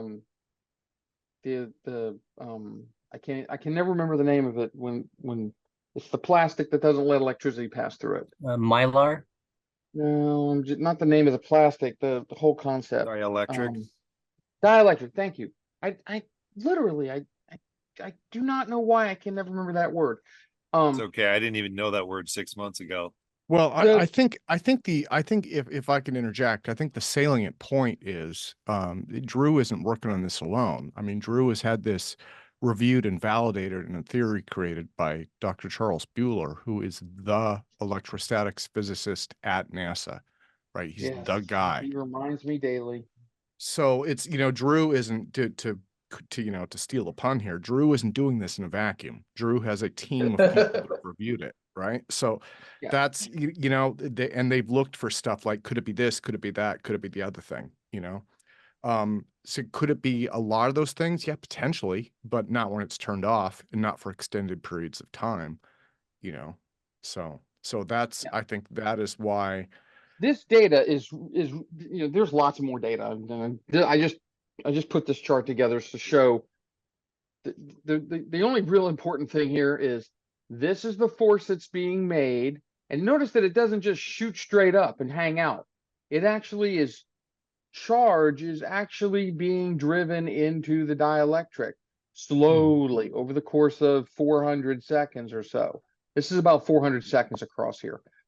Over the course of about 400 seconds, the charges are being driven together, and as they get closer, physically closer, because they're actually worming their way through the dielectric, because no dielectric is perfect, then as they get closer, the local field increases.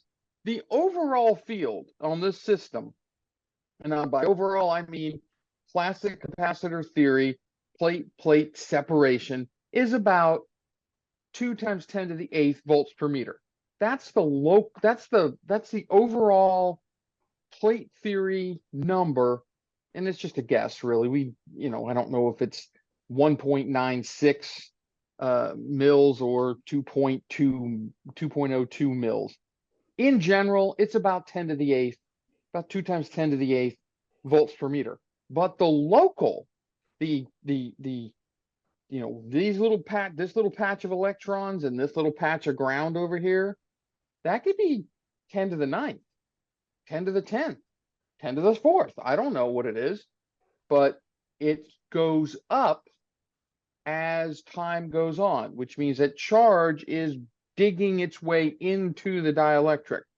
That's the takeaway from this graph, guys, is nothing happens instantaneously. This is physical charge working its way through a physical material. At some point, it saturates, and then ain't no more charge going in at that voltage. So it doesn't matter what I do. I could have left this on, like this here.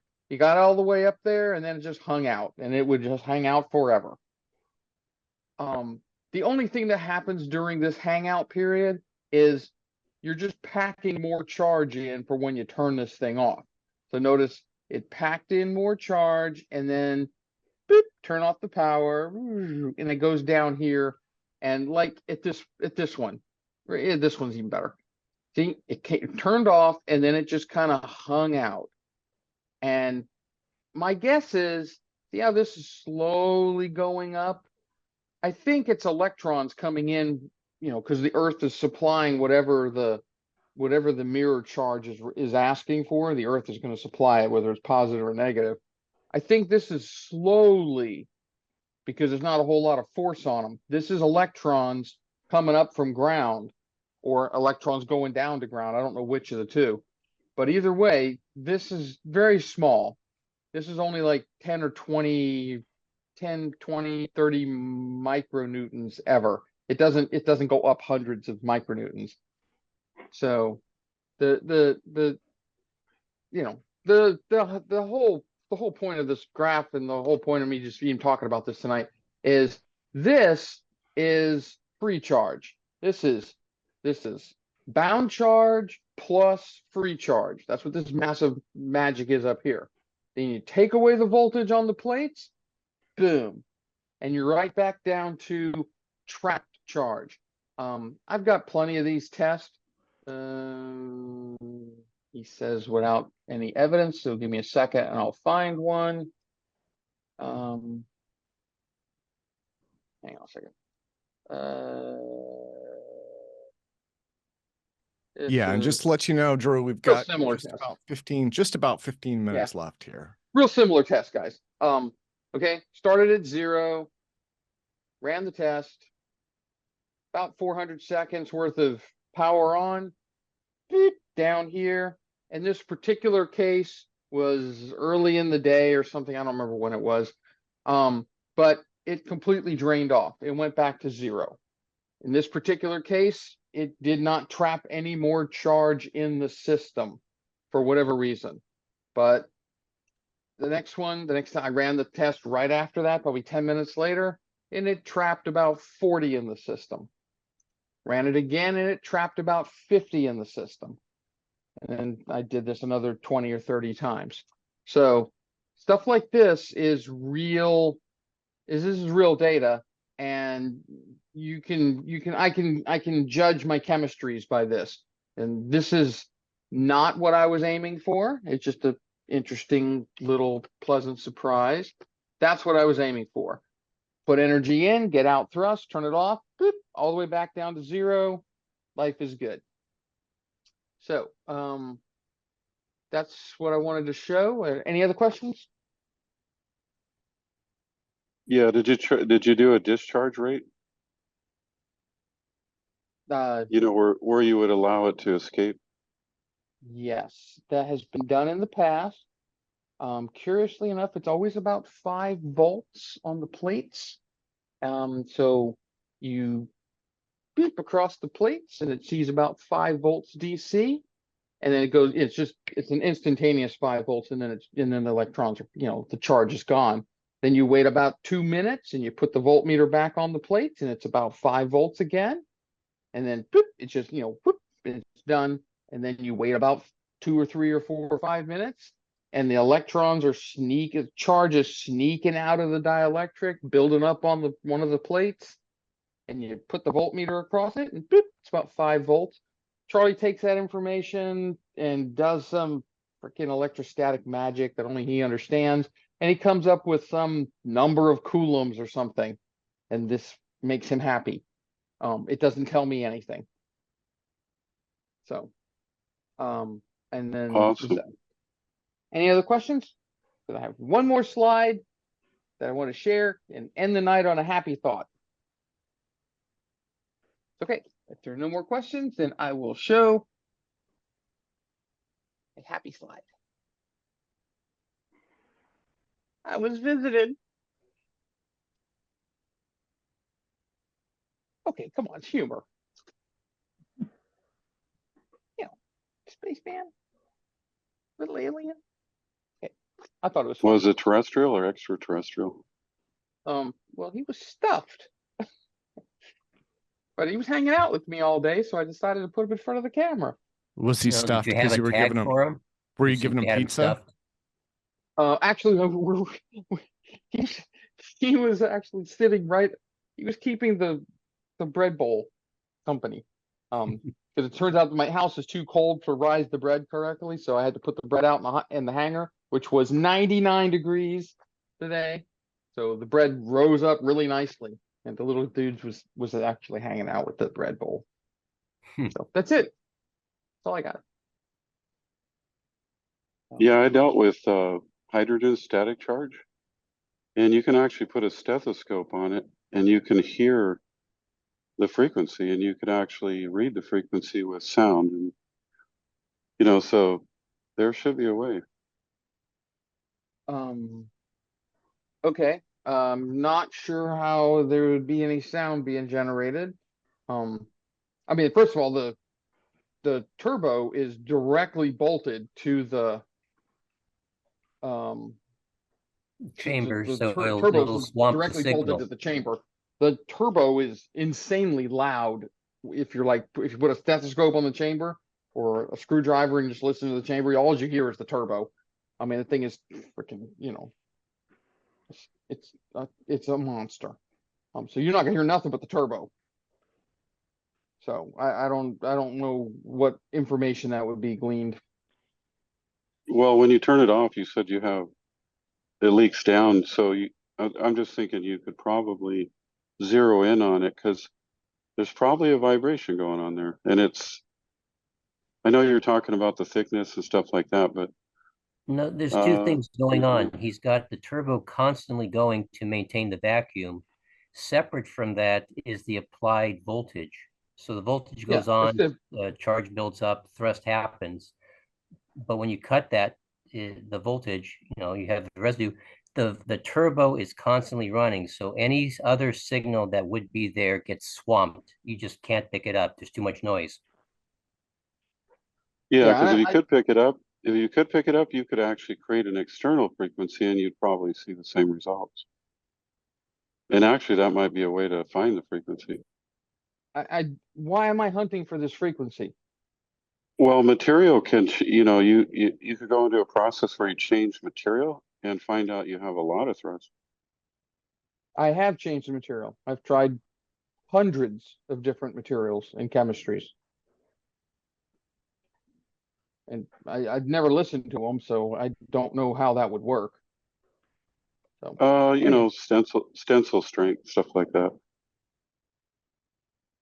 Are you saying tensile strength? Tensile strength? Yeah, material has a harmonic value. So some materials have more harmonic value than others. So conductivity may, you might be able to get around it without conductivity having an issue. If you have if it is creating a harmonic, it's just something I would dig.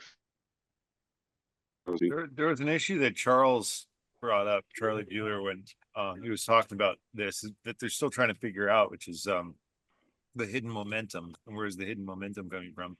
It's not to diminish anything that's already been discovered, but if it turned out that this whole thing, then there's also the mystery of where the thrust is coming from once the charge goes away, right? So if it turned out that everything involved here is actually creating a phonon in some of the materials, and that the phonon is a buoyant particle or buoyant, encapsulation of energy, that could be an interesting explanation for some of the. Well, just to be clear, when all the thrust goes away. When all of the, say that again, sorry. When all of the bound charge goes to zero, all of the thrust goes to zero. There has to be field for there to be charge, for there to be thrust. Right, so when the charge dissipates, from the dielectric, the thrust is gone. Kind of like that, all the air is out of the balloon. Okay. Yeah. Yeah, there's only two ways. I'm not arguing with you. Charge or free charge. Yeah, I'm not arguing with you. I was just looking at it from. I was just looking at it from a perspective. Well, guys, I think we're probably just about getting there for this evening. Why don't we close things down for tonight? And I think that'll. The one last thing, pardon me if it's nothing, but would you be able to induce a frequency in order to change what properties of what you're doing, or is that missing what? That has been suggested by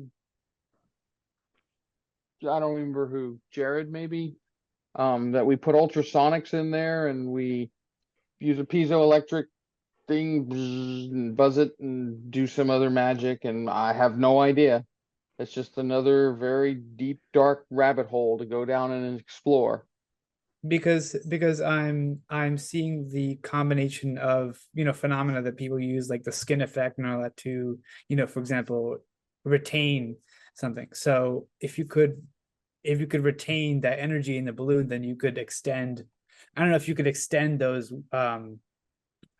you know, those By gaps skin where, effect, are you talking about running the high frequency charge along the surface of the material? yeah, in Yeah. the way that modulates Keep in the mind, yeah. that's AC. That's alternating Oh, current. That's okay. frequency, high frequency usually. Higher the frequency, the thinner the skin depth. This is DC. DC. Okay. This is pure DC. Well, This I is like mean, look at the battery. So it's getting at like what like Tesla was like Nikola Tesla was trying to get at with his, you know, AC is better than DC type of things. Like, is that, I'm just throwing that out there. I have no idea. Just, No, guys, I know it's DC. this would be, look, I would say for anybody who wants to learn more about this, there's a ton of material out there. I mean, I have recorded several hours of video footage that's out there, including tests, including how to build it, the whole 9 yards. There's also a ton of literature about the Biefeld-Brown effect and asymmetrical capacitors. And in many ways, with not including the secret sauce, but the basic model of this, of what they're working with, is very, very similar to Biefeld-Brown. So you could go through T.T. Brown's old stuff, look at gravity capacitor, look at asymmetrical capacitors, and get an idea for it. It's DC, it's capacitor plates with a dielectric, and there's polarized electrical field. And T.T. Brown felt that that created a net motion in one direction. Now, critics of that have said that it was actually ion wind and not asymmetrical capacitance. And so what Drew's team has done is tested this in very hard vacuum, and that has shown that there is still an effect. And then they went from there and they optimized the hell out of it. So, I mean, there's not a lot of mystery here. It just takes a little bit of book work, and this is basic level stuff. So, there, you know, harmonics and things like that do not play a role. They don't. Not that I can tell. Yeah, We've frequencies investigated look an endless number of nonsense things. Okay, well, guys, I'm going to close things down for this evening. This has been APEC Open Mic for Saturday, July 20th.